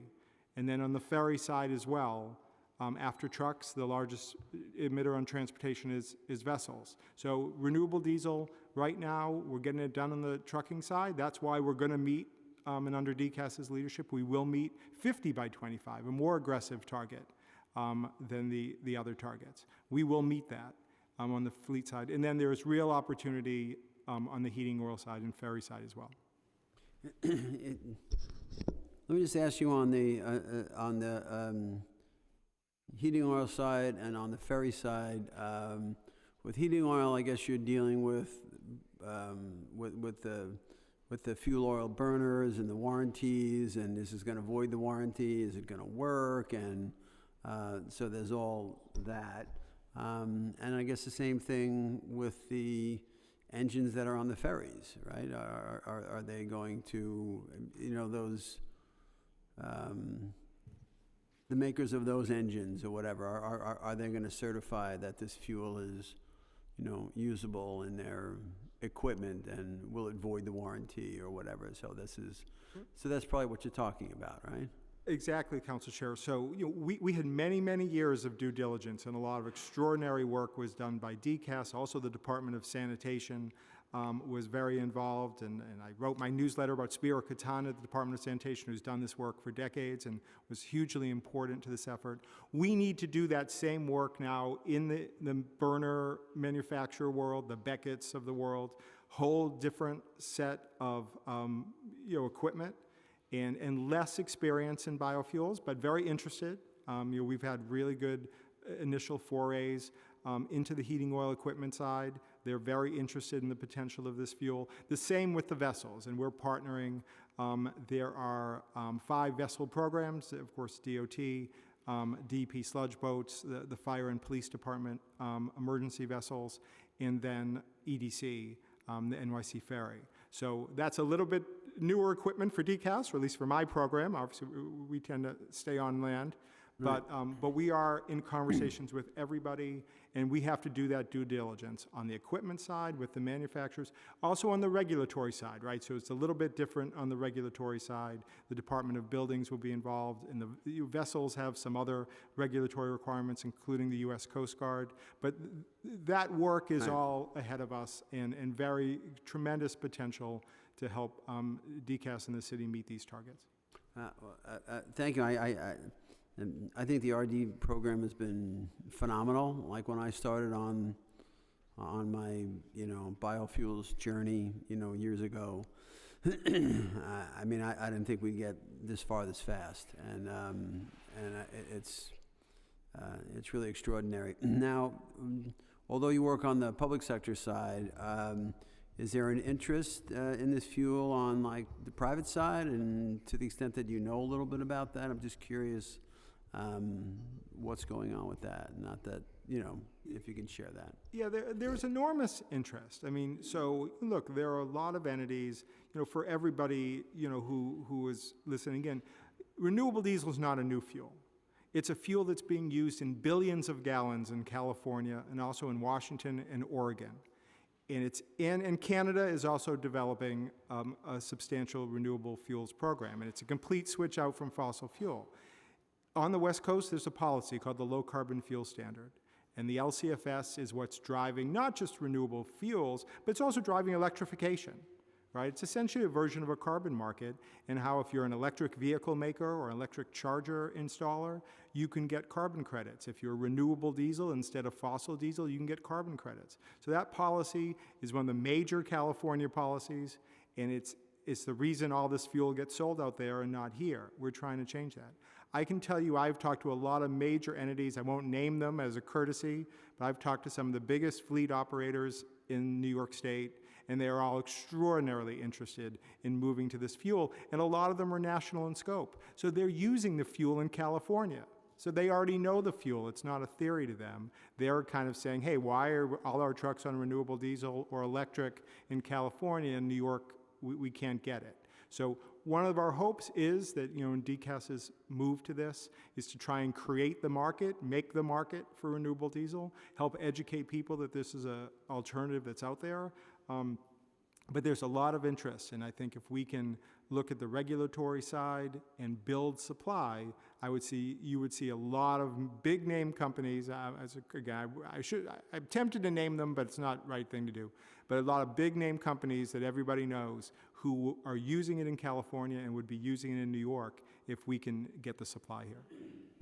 And would it be fair to say that New York City's foray into RD and the huge contract that you just let for this is going to bring some kind of economy of scale to others that want to purchase this fuel, and so there will be kind of carbon impacts beyond just what New York City realizes for New York City government, because we went first, and so now RD is here, and all the infrastructure or whatever for it is in place, and that's going to allow the private sector to avail itself more of this. Is that a fair statement? Absolutely. I mean, this has been a challenging contracting process. The commissioner mentioned that a lot of these contracting processes are difficult. I will tell you, having done this for a long time, as you know, this is one of the toughest contracts we've ever done, because we've had to bring a product that does not exist anywhere nearby and bring it here. But we got it done now. There are multiple vendors out there who are now trying to promote renewable diesel as a product in New York State. So we've already seen a jump in the vending base. My understanding is we'll see our first retail location, our first gas station that's offering renewable diesel very soon. So that's what we want to spark. Right. Obviously, we need to see more of that, but that's what we want to spark. And if we can get renewable diesel widely available in New York City and New York State, that is going to help both the government side and the public and the private side meet these targets. Now, it's probably the case that there's a price delta between RD and regular diesel. So how much is that? Okay, so first I'll say about in California, Oregon, Washington, renewable diesel is selling at the same price as diesel or less, because they've created a market. Obviously, we are an early adopter, but let me just tell you a little bit on the pricing, because it's an interesting fuel prices are very volatile things. We have brought in 7.5 million gallons of RD so far, 2 barges. We just finished the first barge. We're working on the second barge, our first Arctic barge. And I will say that we have what's called the Arctic blend. So we'll be the first cold weather user in the United States of renewable diesel. We're paying $4.82 a gallon. That's what we're paying, and it's a fixed price per barge. I'll give you some reference points. For the last year, where we go to retail diesel, which is mostly emergency services, we've paid $5.12. We've paid more when we go to a gas station for retail diesel, and price has been as high as $6.10 1 year ago in November 2022. Now, we fuel in-house. So right now, RD in-house, where we have our own in-house dispensers, in-house tanks, is more expensive. That price has been $4.13. So we're paying a little bit more on the in-house side. We're paying less on the retail side, more on the in-house side. But even on the in-house side, 1 year ago, we were paying $5.77 for regular diesel. We were paying more than we pay for RD. So I can tell you, we expected to pay more for RD because there's no market. And we have already offset those costs through reduction in total fuel use. So we're saving, the same thing we do with electric. Right, we pay more upfront for an electric vehicle. We save in maintenance. We save in fuel over time. We have reduced, as was mentioned in the testimony, 4.6 million gallons a year of total fuel use. So any increase in renewable diesel will be totally self-funded, totally offset by the fact that we're burning less fuel. The fuel budget is going to maintain itself. That said, you know, I'd rather tell you if, I'm not even prepared to say renewable diesel will be more expensive at the end of the year, because who knows what we'll be paying in diesel fuel. Right. Diesel fuel went up $2 in the last 2 years. So, you know, so on the pricing side, we expect it to be more expensive. I'll concede that, because there is no other market. We're an early adopter. And frankly, you're paying for a lot better product. But diesel fuel has been so expensive, the fossil diesel has been so expensive, that frankly, I think renewable diesel makes total sense. And of course, it's a different marketplace, right? It's based on the California Low Carbon Fuel Standard. It's different feedstocks, so you aren't impacted necessarily by the same factors that impact fossil diesel. Well, that's all great news, and so we really have nothing to fear about, like, you know, belt tightening and looming budget cuts, making this fuel, you know, making us move away from this fuel. We're too far in to do that, right? And it doesn't. Everyone's always wondering about, you know, with, you know, out-year budget gaps or whatever, and trying to squeeze every last penny. But I'll never procrastinate. I'll never opine on the potential for, you know, reductions, because that is sometimes universal. But what I will say is we employed a strategy which was to bring this fuel in to meet our greenhouse gas goals, our emissions goals, and to offset any additional cost by the efficiencies in the fleet. And by the way, it's exactly what we do for electric, right? Every electric vehicle we buy is more expensive than the gas version. Right. But over time, we make it up by savings. Yeah, so I mean, that's what we employed here, and it's working. Okay, I mean, you know, God forbid there is any kind of, you know, budgetary pushback, then, you know, let me know. We have our own ability here in the council to advocate for stuff, and this is really a, you know, huge success story that's going to pay, you know, clean air and carbon reduction efficiencies all up and down the East Coast as this grows. Would it be fair to say that there's sufficient capacity to produce as much of this fuel as, because there's only, one would think that maybe there's only so much waste agricultural product out there or whatever, and so, you know, so are we like the Saudi Arabia of like RD or whatever? It's just like we have an endless supply, or how's that work? I mean, there are absolutely feedstock limitations, right? I don't think anyone would say that there's feedstock availability to replace all fossil fuel in the United States today. That said, we're seeing enormous growth in renewable diesel supply, right? And, you know, somebody's announcing a new renewable diesel plant, you know, with support from the federal government, the Renewable Fuel Standard, all the time. When we started this program back in 2017 and 18, when we did our demonstration project, there was far less supply out there than there is today. You know, California has an insatiable appetite for it, and a plan, I believe, by 2030 to have all fuel in the state of California, public and private, be renewable fuel. So there's a lot of additional supply out there.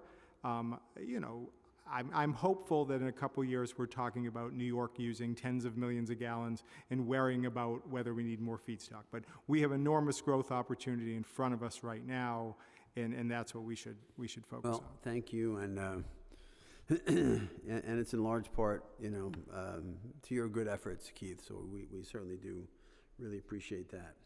I almost don't want to ask any more questions based on the great answer we got there. You know, I don't think it gets better than that. Where are we? Okay.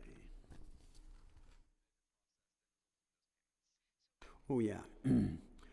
In June 2023, DEP launched a partnership with National Grid to provide natural gas to 5,200 homes using the methane produced by the wastewater treatment process at Newtown Creek Wastewater Resources Recovery Facility. However, in November 2023, just last month, the publication Gothamist, you know, either accurately or inaccurately, reported that the program had gone offline with no timeline for its return.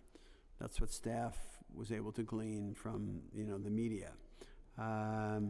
Again, that's either true or it's not. So the first question is, why did the program go offline, and when might it start back up again? Anybody know anything? Oh, hi. Hi. Before you begin, if you could please state your name for the record, and I'll administer the oath. Do you affirm to tell the truth, the whole truth, and nothing but the truth before this committee, and to respond honestly to council member questions? I do. I'm Jane Gajwani from Oh. DEP. Yes, okay. Okay, there you Yes. go, you heard the question. Right, so just for context, right, we have at Newtown Creek, which is our largest wastewater resource recovery facility, we have a program where we have our 8 anaerobic digesters. They create biogas, and any excess biogas that is generated is cleaned up by a system that National Grid owns and operates and maintains. It cleans up to natural gas standards, and it's injected into the grid to be used in local homes and commercial establishments, et cetera. The system started up at the end of March. It took a long time to construct. There were a lot of, I think that was also fairly well publicized. It started up at the end of March, and in August there was a vibration issue that developed that, it's a high pressure system. There was a what issue that started up? There were some vibrations. It's a high pressure system that separates the biogas is composed of about 65% methane and 35% carbon dioxide. So there's a high pressure system that actually separates out the carbon dioxide from the methane so that we could purify the biogas to meet natural gas standards, which is Right. almost entirely methane. They had a small vibration issue, but because of the high pressures, it started to compromise the vessels itself, so they had to take the entire system down in order Right. to identify what the vibration issue is. That took some time. They made some repairs. They've actually been up and running periodically for the last couple of weeks now. So for about 2.5 months, the system was down while they made these repairs, and they were doing troubleshooting of the vibration issue. Like I said, just to be completely clear, we've been using about 60% of the gas on site, right? So this is just the excess gas Right. that's going. And so. Whereas most of the gas that's produced there is used on-site to run the facility. Correct, right. It's used to heat the digesters themselves and also seasonally for building heat. So with this extra 40% that would be going to National Grid, for that time period, that was being flared. But in the last few weeks, they've been operating about half a day, on and for Right. half a day, off for half a day. So about 20% of it was going to the grid, and about 20% was being flared.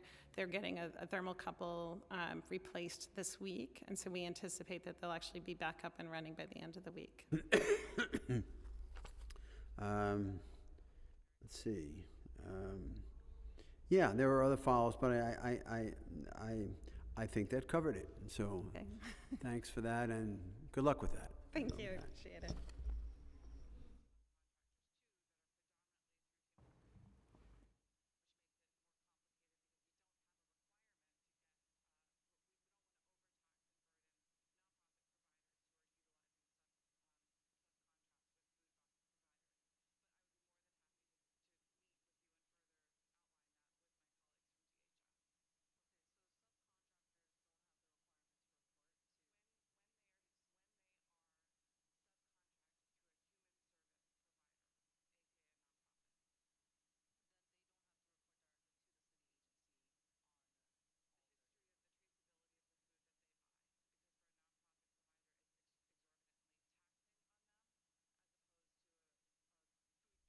Okay, I got 2 more here, and then you'll be free. First question.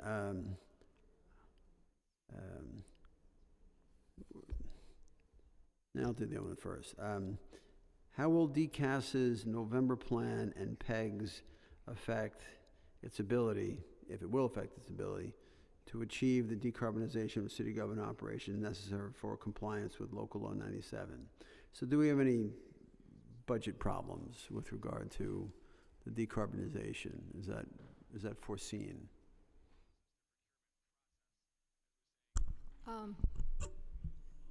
Every agency obviously has PEGs, but we for our expense budget, it was not cut, so that's good news. Okay, For our good. capital plan, however, we are now in discussions with OMB to see how we can keep our funds and plan for the future. Okay, well, I used to work for OMB 40 years ago, so people I work with, I don't think are still there, but if I have any contacts, I have to say that they've really yeah, been let me advocating know how that for us. goes. No, really, I was there. I worked there in 1983, 83 to 85. Ouch, a long time ago. This is like when the city's budget was like 20 billion or 10 billion or something. It's, yeah, a long time ago. Thank you for that. And according to the 2022 New York City government greenhouse gas inventory, which is available on MOCEJ's website, the greenhouse gas emissions from the city's water supply system increased by over 3 times, like it tripled, between FY06 and FY22 due to an increase in power consumption. What accounts for this increase? So using a lot more energy in the city's water system, and so the question is, what accounts for this increase in power consumption to deliver water to the city? Yeah, there's a really clear reason for it. I should start out by saying that New York City has one of the most energy efficient water supplies in the entire country. We have... Because of me, you're welcome. Sorry. But it is because of the, we have a pristine water supply from upstate, and then also it's Also coming from because of me, you're welcome. and then it's also comes from the mountains, right? So it actually mostly flows from Mountains I gravity. didn't do. The mountains were there longer than I've been around. Yeah. So almost all of the water that comes, the 1 billion gallons of water that comes to the city each day is mostly conveyed by gravity. It's a marvel of modern engineering. We're very proud of it. But following 2006, we had 2 really large facilities come online. One is the Croton Water Filtration Plant, and the other one is the Catskill Delaware Ultraviolet Oh, right, Disinfection facility. yeah. Right. Those are pretty intensive users of They power, are. yeah. The Croton Water Filtration Plant provides both filtration and Yep. disinfection to about 10 to 25% of the water supply, and then the UV facility covers about 75 to 90%. And they're both pretty significant. But even with those online, we are actually still one of the most efficient. So it was a really small number to begin with, and so even though it tripled, we're still one of the most efficient No. water supplies in the No country. no argument.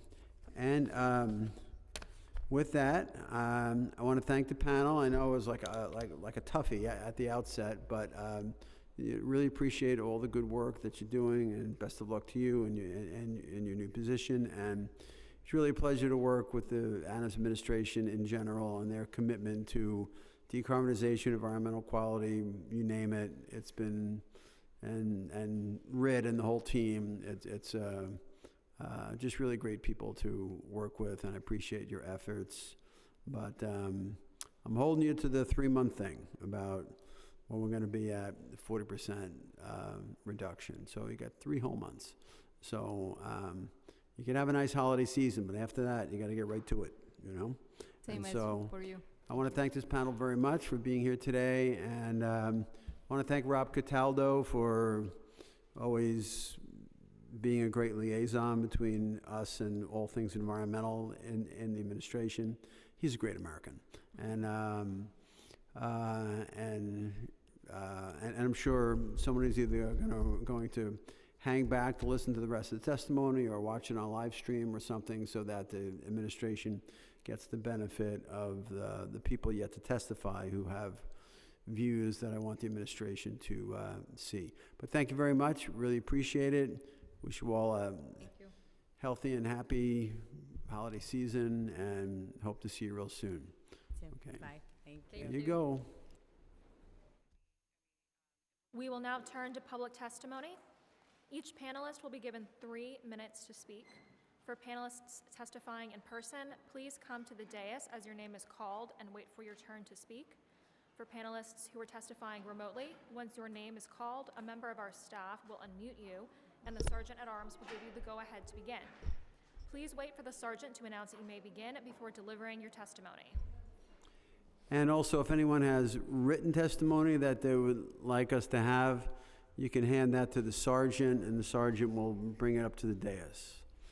And so the council will call the first panel.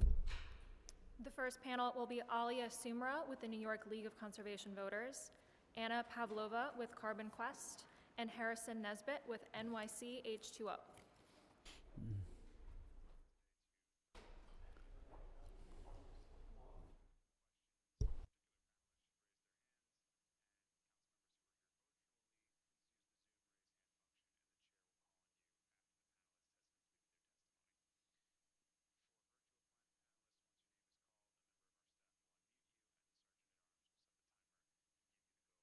You may begin when ready. Good afternoon.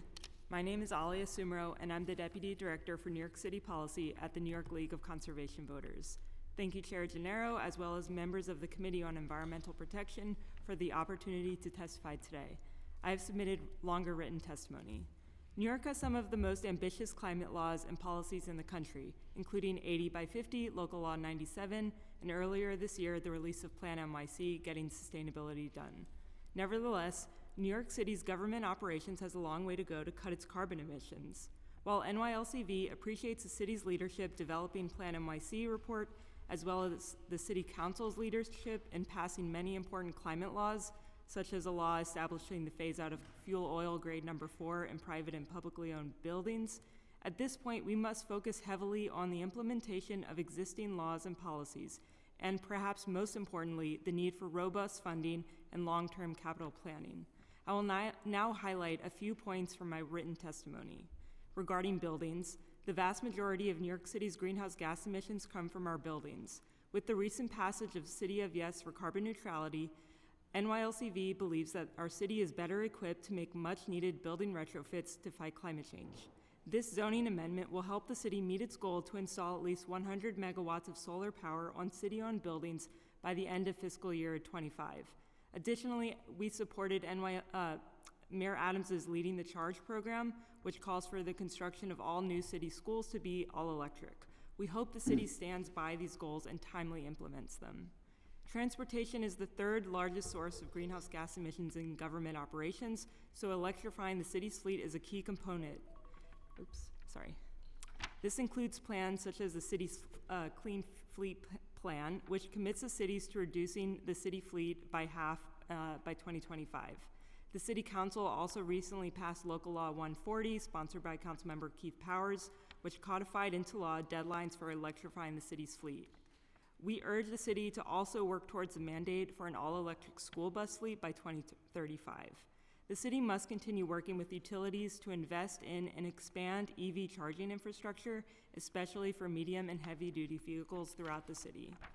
Lastly, NYLCV would be remiss if we highlighted all these laws and plans without underscoring the importance of funding and staffing for city agencies to implement them. We were deeply disappointed by the budget cuts announced by the mayor in November. Although we understand the fiscal challenges facing our city today, with the climate crisis growing more urgent by the day, this is no time for New York City to cut funding for vital services and other environmental programs. Time and time again, the climate crisis has shown us the need for long-term capital planning. For example, the city electrifies its buildings and fleets. The city must allocate more capital funding for building retrofits and the purchase of small, medium, and heavy-duty vehicles, such as garbage trucks, snow plows, and more. We encourage the City Council to continue collaborating with advocates, city agencies such as OMB and DCAS, and utilities such as Con Ed and NatGrid to ensure EV charging infrastructure. With the numerous challenges facing the city, we must not lose sight of important climate deadlines and goals. We urge the City Council to continue working with advocates in the city to hold them accountable, and thank you for the opportunity to speak. Thank you very much, and we really appreciate the great advocacy from that we get from the league on all frontiers, because they do it all, and grateful for the league's input. And say hi to Julie for me, and thank you for your good testimony. Say hi to Josh too. Yeah. Okay. Thank you. Next witness, right? Okay.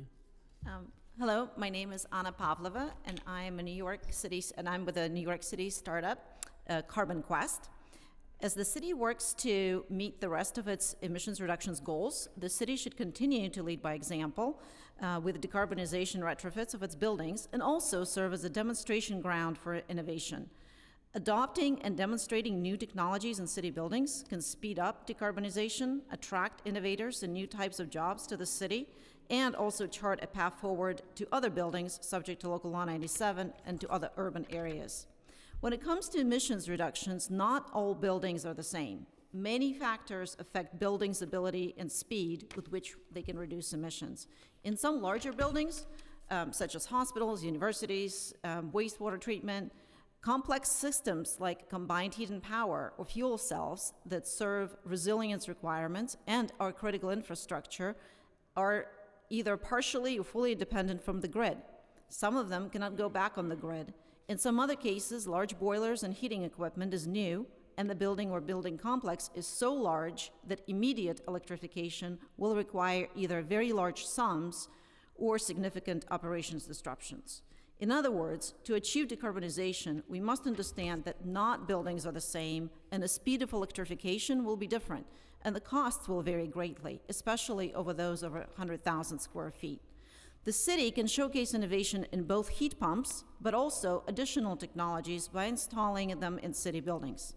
Our company, Carbon Quest, offers a solution that can be installed in buildings that will otherwise not electrify soon. We capture the building's carbon and then store it in products like green concrete.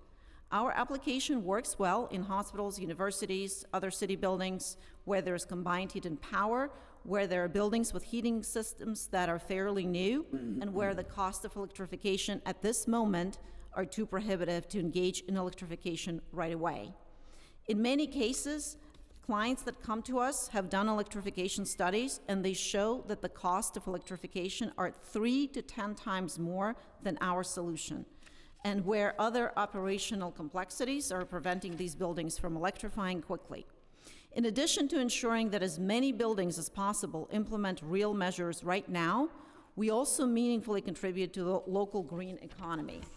Our CO2 is captured, made into liquid, and then permanently mineralized. It becomes rock during concrete making process. This disposal of CO2 is permanent, but it only makes sense if the feedstock, the CO2, is recycled, i.e. captured, as opposed to be brought from the commodity market where it's often trucked from Texas and is obtained from a gas flare. Even better if it is captured locally to avoid transportation emissions.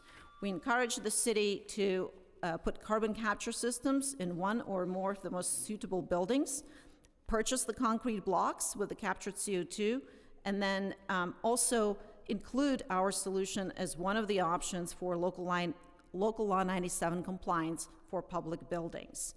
And adding such options for cities and showcasing these technologies will also generate additional union jobs in the city and attract private and even federal capital. And most importantly, it will lead to significant emissions reductions right away, even in complex operational building environments. Thank you for your time. Thank you. It's Anna, right? And now, Nabby, who's sitting there in the beige sweater, just make sure that she has your information. And I don't know if you've already met with my staff or not. I know of Carbon Quest. But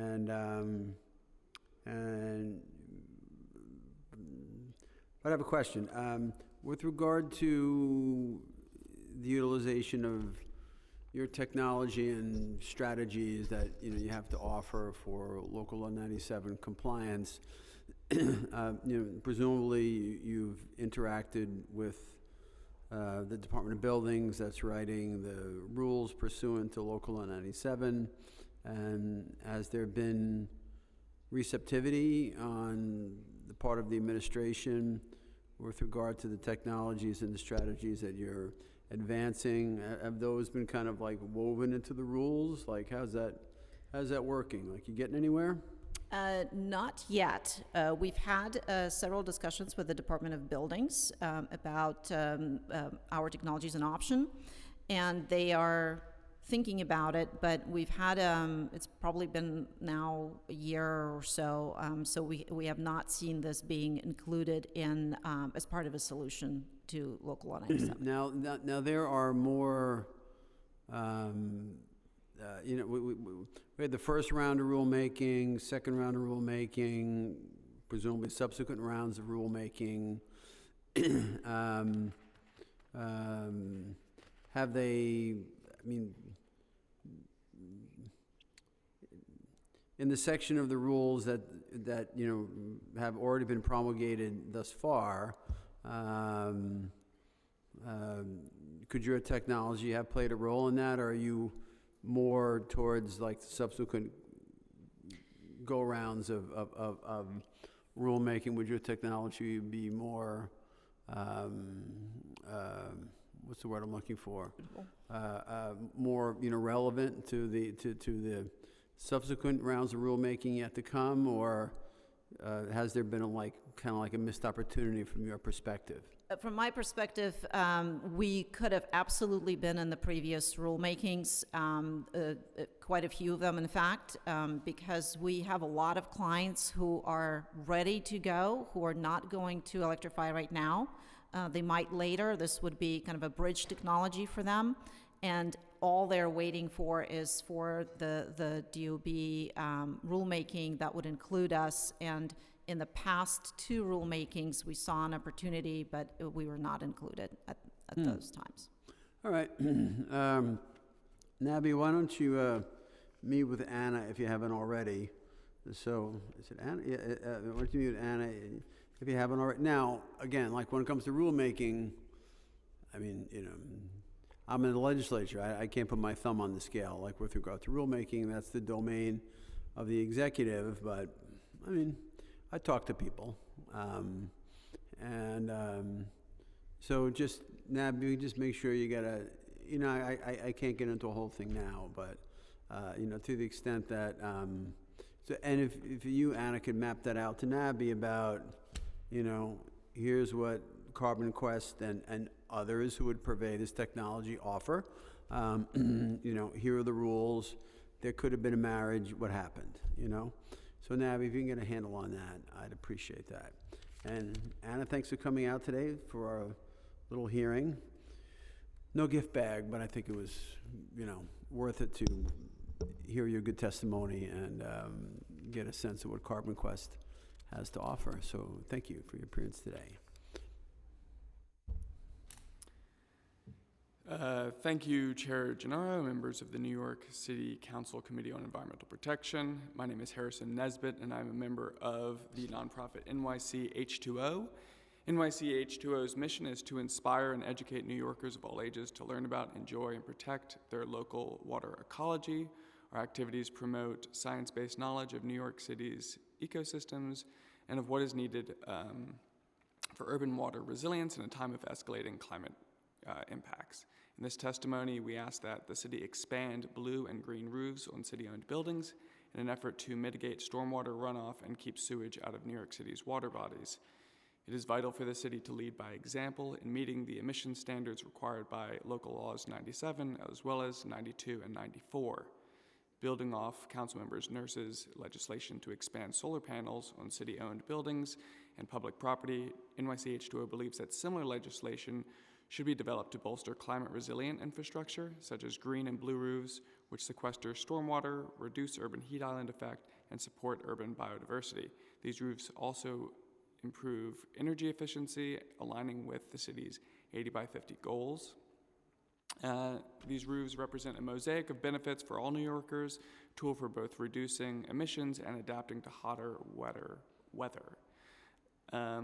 We also appreciate that transportation makes up a large amount of carbon emissions, and we are excited by the recent legislation for the fleet to be zero emission by 2038. In light of this, we ask that DCAS consider the feasibility of purchasing vehicles that are capable of vehicle-to-grid charging. This enables that power stored in electric vehicle batteries be added to the grid when needed. This takes stress off the grid by providing load balancing during peak demand times, and this technology could lower energy costs, add redundancy, and that fleet vehicles are ideal for vehicle-to-grid, considering that they are often parked during peak hours. So thank you for your consideration, and we look forward to continue working with the council members and partner organizations as we meet the ambitious goals of the Climate Mobilization Act. Thank you. Thank you, Harrison. We appreciate you, and we appreciate NYC H2O for the impact that your organization has been able to make. And thank you for bringing up the Sandy Nurse bill. I was going to do that. It was one of my things to do, so thank you for bringing that up. I am, bullish on that bill, and so something that as we look ahead to the next session, which is not too far off, that is something that we certainly have our eye on, and I appreciate all the environmental organizations that are coming out.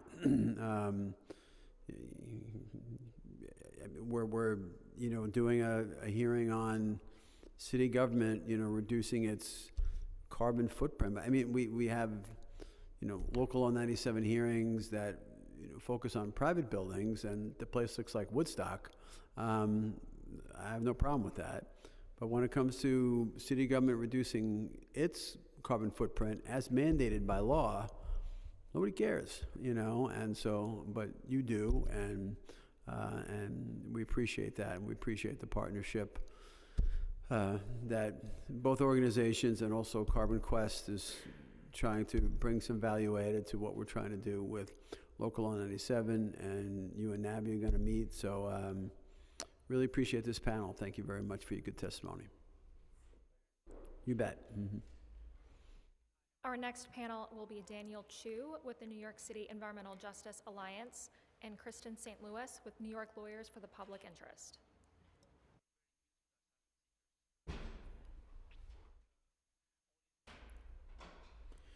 Now these are two powerhouse groups coming up here, my God.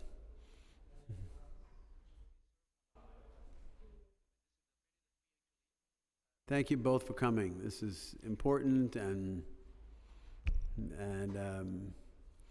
somehow I knew you would be here, so I'm grateful for that.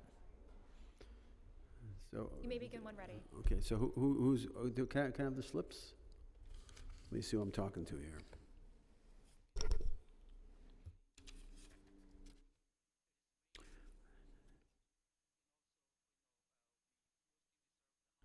Okay, for New York Lawyers for the Public Interest, what's your first name? Kristen. You're killing me with the small print, I'm telling you. You got to see this slip. Very neat, though, but very small. Daniel, you could see from space. You could see that slip from space. And so, who's going first? Daniel. Sure. Good afternoon, Chair Gennaro. Thank you for holding this oversight hearing on the government's obligation to reduce carbon emissions. We'll be submitting our written testimony later, but I want to highlight some things for you today. 16.2 megawatts of solar installed on city-owned properties and 46 total in development is not acceptable, given that we have almost 10 years to prepare for building 100 megawatts of solar, and we're so far behind from getting 1,000 megawatts installed in New York City as a citywide goal. As a goal set 10 years ago, it is unacceptable that DCAS has not been better prepared to install more solar and develop more solar in citywide properties. Buildings are the most emitting sector in New York City government operations, and schools account for most of the emissions coming from city-owned buildings because they are 1/4 of the city's building profiles. Leading the Charge initiative was a good start, but out of the $4 billion in the Leading the Charge initiative, over $2 billion of funding is still not allocated, and more programs need to be developed to electrify at least 100 of the most dismal schools in conditions that are not electrified, that are having fuel oil operating in their buildings. So I think the city needs to do more in terms of allocating the $2.3 billion in funding to make sure that we can electrify some of these schools in most dismal conditions. The second most emitting sector in city government operations is wastewater. 1/3 of wastewater emissions come from fugitive emissions. DEP's Newtown Creek wastewater resource recovery facility only operated for weeks before they have to shut down, as you heard earlier today, and they're flaring excess biogas and polluting Greenpoint and Williamsburg. The mayor has also cut organic waste composting citywide for community composting, and a lot of these organic waste will be directed into digesters with no plans from the city to how to process these excess gas being flared, and DEP has plans to expand the digester program citywide in a number of other facilities. Lastly, renewable diesel and alternative fuels for fleet is not a viable solution in our opinion. It is impossible actually to scale renewable diesel and alternative fuels in citywide fleets without excessive conversion and a readoption of different sort of vehicle technologies. So it makes no sense for the city to adopt renewable diesel or other fuels when we can just electrify a lot of the vehicles and fleet that we already have. In sum, I think the city should stop producing biogas, stop generating or flaring excessive biogas in places like Greenpoint and other neighborhoods. The city should ban technologies like carbon capture. We should start composting our organic waste. We should electrify schools, buildings, vehicles in general, and we should start building more offshore wind, onshore wind, solar, and energy storage. These are proven and scalable investments that the city can do today to meet our 2025 and 2030 emissions reduction goals. Thank you for this opportunity. Thank you. I'm kind of bullish on RD. I guess that's where we, diverge. I'm of the, at least from like a philosophical perspective, I believe on sort of, sort of like greening on all fronts. You know what I mean? Sorry to intervene, but renewable diesel and renewable and alternative fuels, we think they have. I didn't actually ask a question, but let you opine. Yeah. Yeah. So these fuels, they may have a place. This is like the New York City Environmental Justice Alliance. They get a chance to jump in. They're jumping in. So I admire that. Please. Yeah, they have a place in some hard to electrify sectors and maybe like heavy duty long distance vehicles. But in our opinion, electrification is a way better solution. There are already proven and scalable technologies, and they don't produce co-pollutant emissions like NOx emissions or SOx emissions that harm the public health of New Yorkers.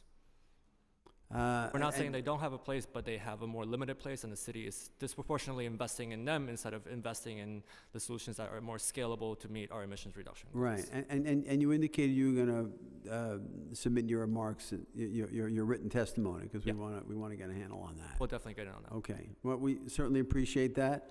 Always love dealing with the New York City Environmental Justice Alliance, and where's your slip? What happened to it? Okay, and say hi to Eddie for us, okay? Okay, thank you very much for being here. You're one of the few environmental groups that showed up. Good for you. Yes. Okay. Good afternoon. My name is Kristen St. Louis. I'm a policy and legislative intern at New York Lawyers for the Public Interest, and we are a member of the Climate Works for All Coalition. Thank you, Chair Gennaro, for the opportunity to testify today. My apologies for the small writing. We will have written testimony. No, it's very neat. It's very neat, yeah, but small, We will have more elaborate written testimony that will be submitted.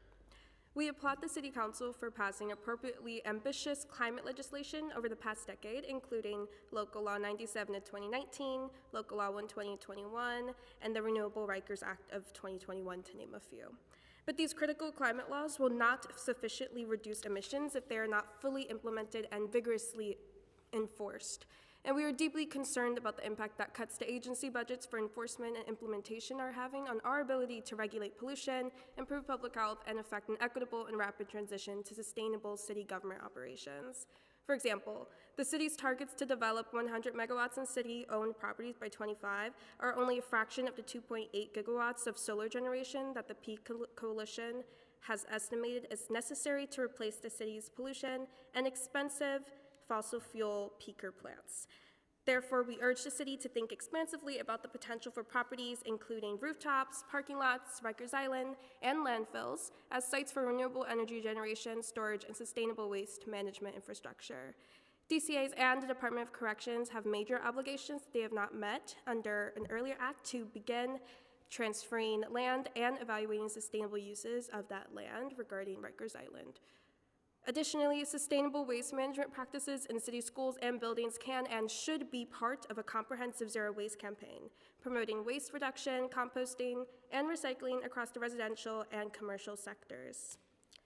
This also extends to 9,500 school buses that are de facto city vehicles that need to be electrified. Generally, rapidly improving the energy efficiency of New York City's public buildings, including NYCHA buildings, electrification of New York City's massive fleet of vehicles, including the school buses I just mentioned, and reducing the amounts of waste disposed from public buildings and schools should be top priorities for reducing climate and air pollution in our city, and for making New York a global leader in sustainability. So we call on the City Council to ensure that relevant agencies are fully staffed and sufficiently funded in this year's budget, and going forward to make the investments necessary to make the critical transition to low and zero emissions operations across city government. We look forward to working with this council to realizing the full potential of our city's climate laws, improving health for our communities, and creating thousands of good, green, local jobs. Thank you. Well, thank you very much. I've been working with the New York Lawyers in Public Interest since I became the policy analyst for the committee back in 1990, which is almost a long time ago. So a third of a century working with, New York lawyers, and it never gets old. And your organization makes a great contribution, and I knew you guys were going to show up today as well. So thank you very much for your good testimony. We appreciate it. If you could submit your testimony to the council through the portal, or however that works, that would be great, because we want that for the record. And so thank you both very much for coming, and we appreciate it. Thank you. Okay. We will now turn to remote testimony. The first witness will be Glenn Bolofsky with the 504 Democratic Club.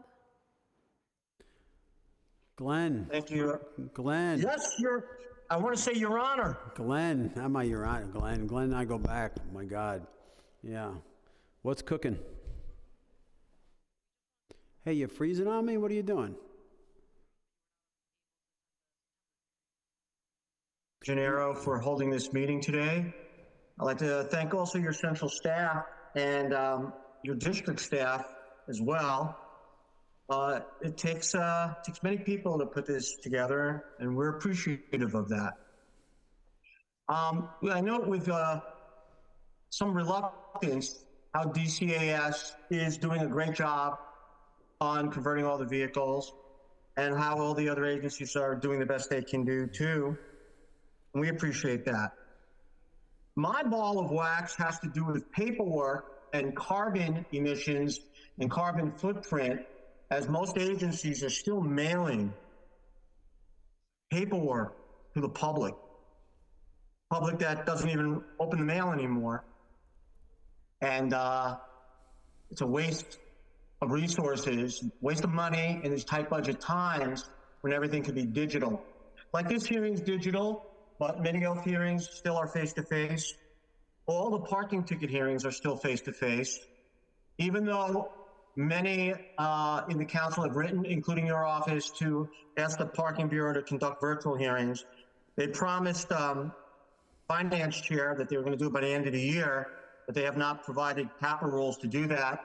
So that promise is out the window. I had the ability to drop off in your DO about a month ago a stack of carbon paper, literally carbon paper, that appears to have asbestos and carcinogens in it, that DOF is mailing out to millions of people a year. And it's really, really bad. So I just want to put that on the record, that DOF is contributing to a environment that needs help to reduce the carbon footprint, but they're going out of their way to make sure that the environment is not clean. They could easily convert to virtual hearings. They can easily send documents digitally. They have all the technology, but they're just slow walking it, very slow walking.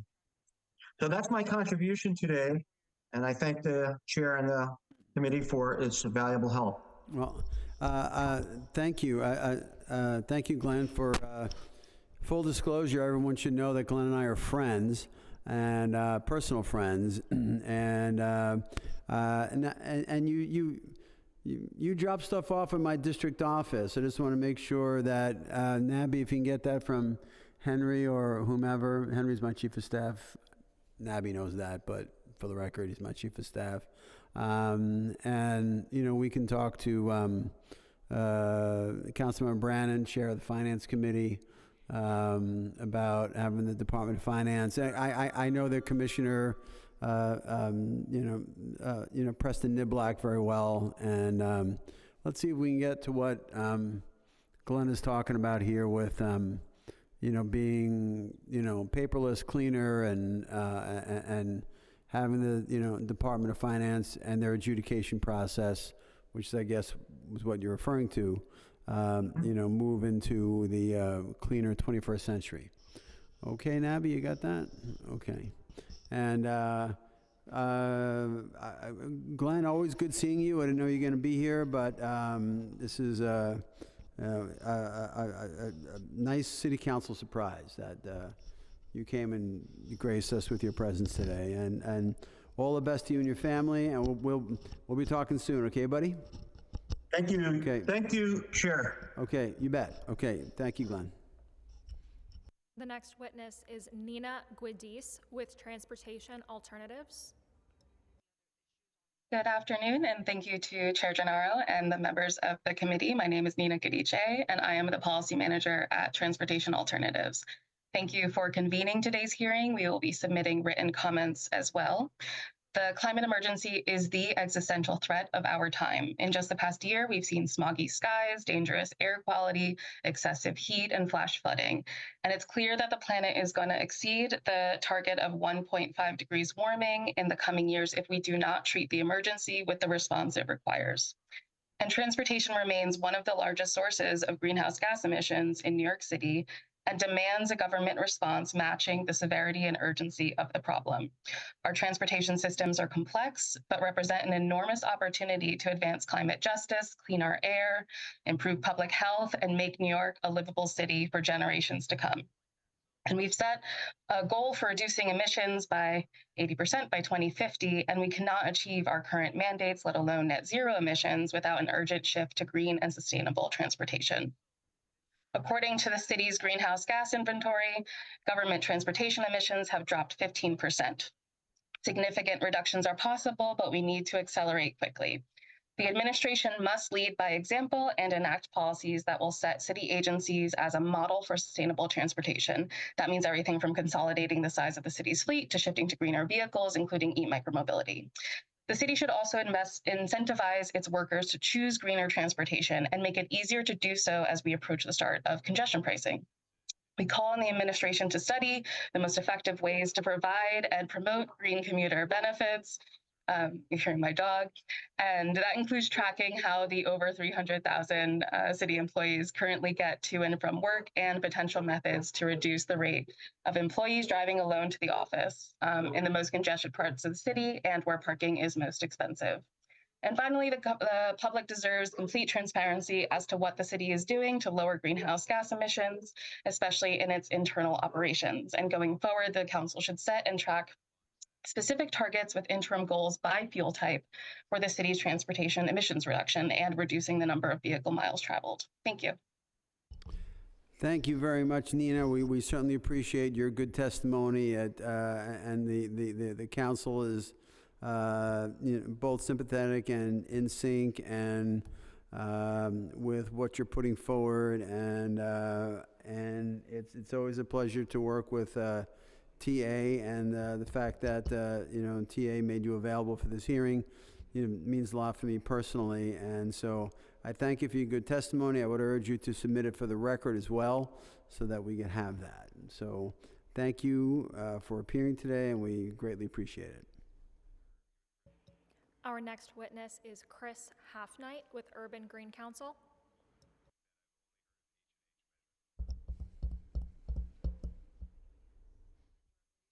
Okay. No, he's a good guy. Like we need him. May begin, Chris. Chris, you out there? What's that? Oh, he's not on the Zoom? Okay. Let me say for the record that Chris Halfnight is a good guy. Okay, fine. If And, we- you know, Urban Green, everyone knows Urban Green, okay, it's very nice people. If we have inadvertently missed anyone that has registered to testify today and has yet to be called, please use the Zoom hand function if you are testifying remotely, and you will be called on in the order that your hand has been raised. If you are testifying in person, please come to the dais. Seeing none, I will now turn it over to Chair Gennaro for closing remarks. Well, I want to thank, firstly, I want to thank the administration for sending excellent witnesses who were very nice and didn't push back at me too hard, and, you know, and always a pleasure to work with Robert and with members of this administration as we, you know, move the sustainability and the resilience of the city forward, along with all of our necessary carbon reduction goals. I think I made my point today that we, you know, need to hear from the administration on when we're going to get to 40% reduction in, you know, greenhouse gas emissions. We look forward to that, either, you know, 3 months from now or sooner. And we appreciate everyone, you know, members of the environmental groups that came forward to give us the benefit of the views, and all of the good staff who helped us put this together. And with that said, I have to go to work doing other things, and but this was more fun than what we're going to do next. So thank you all very much, and with that, this hearing is adjourned.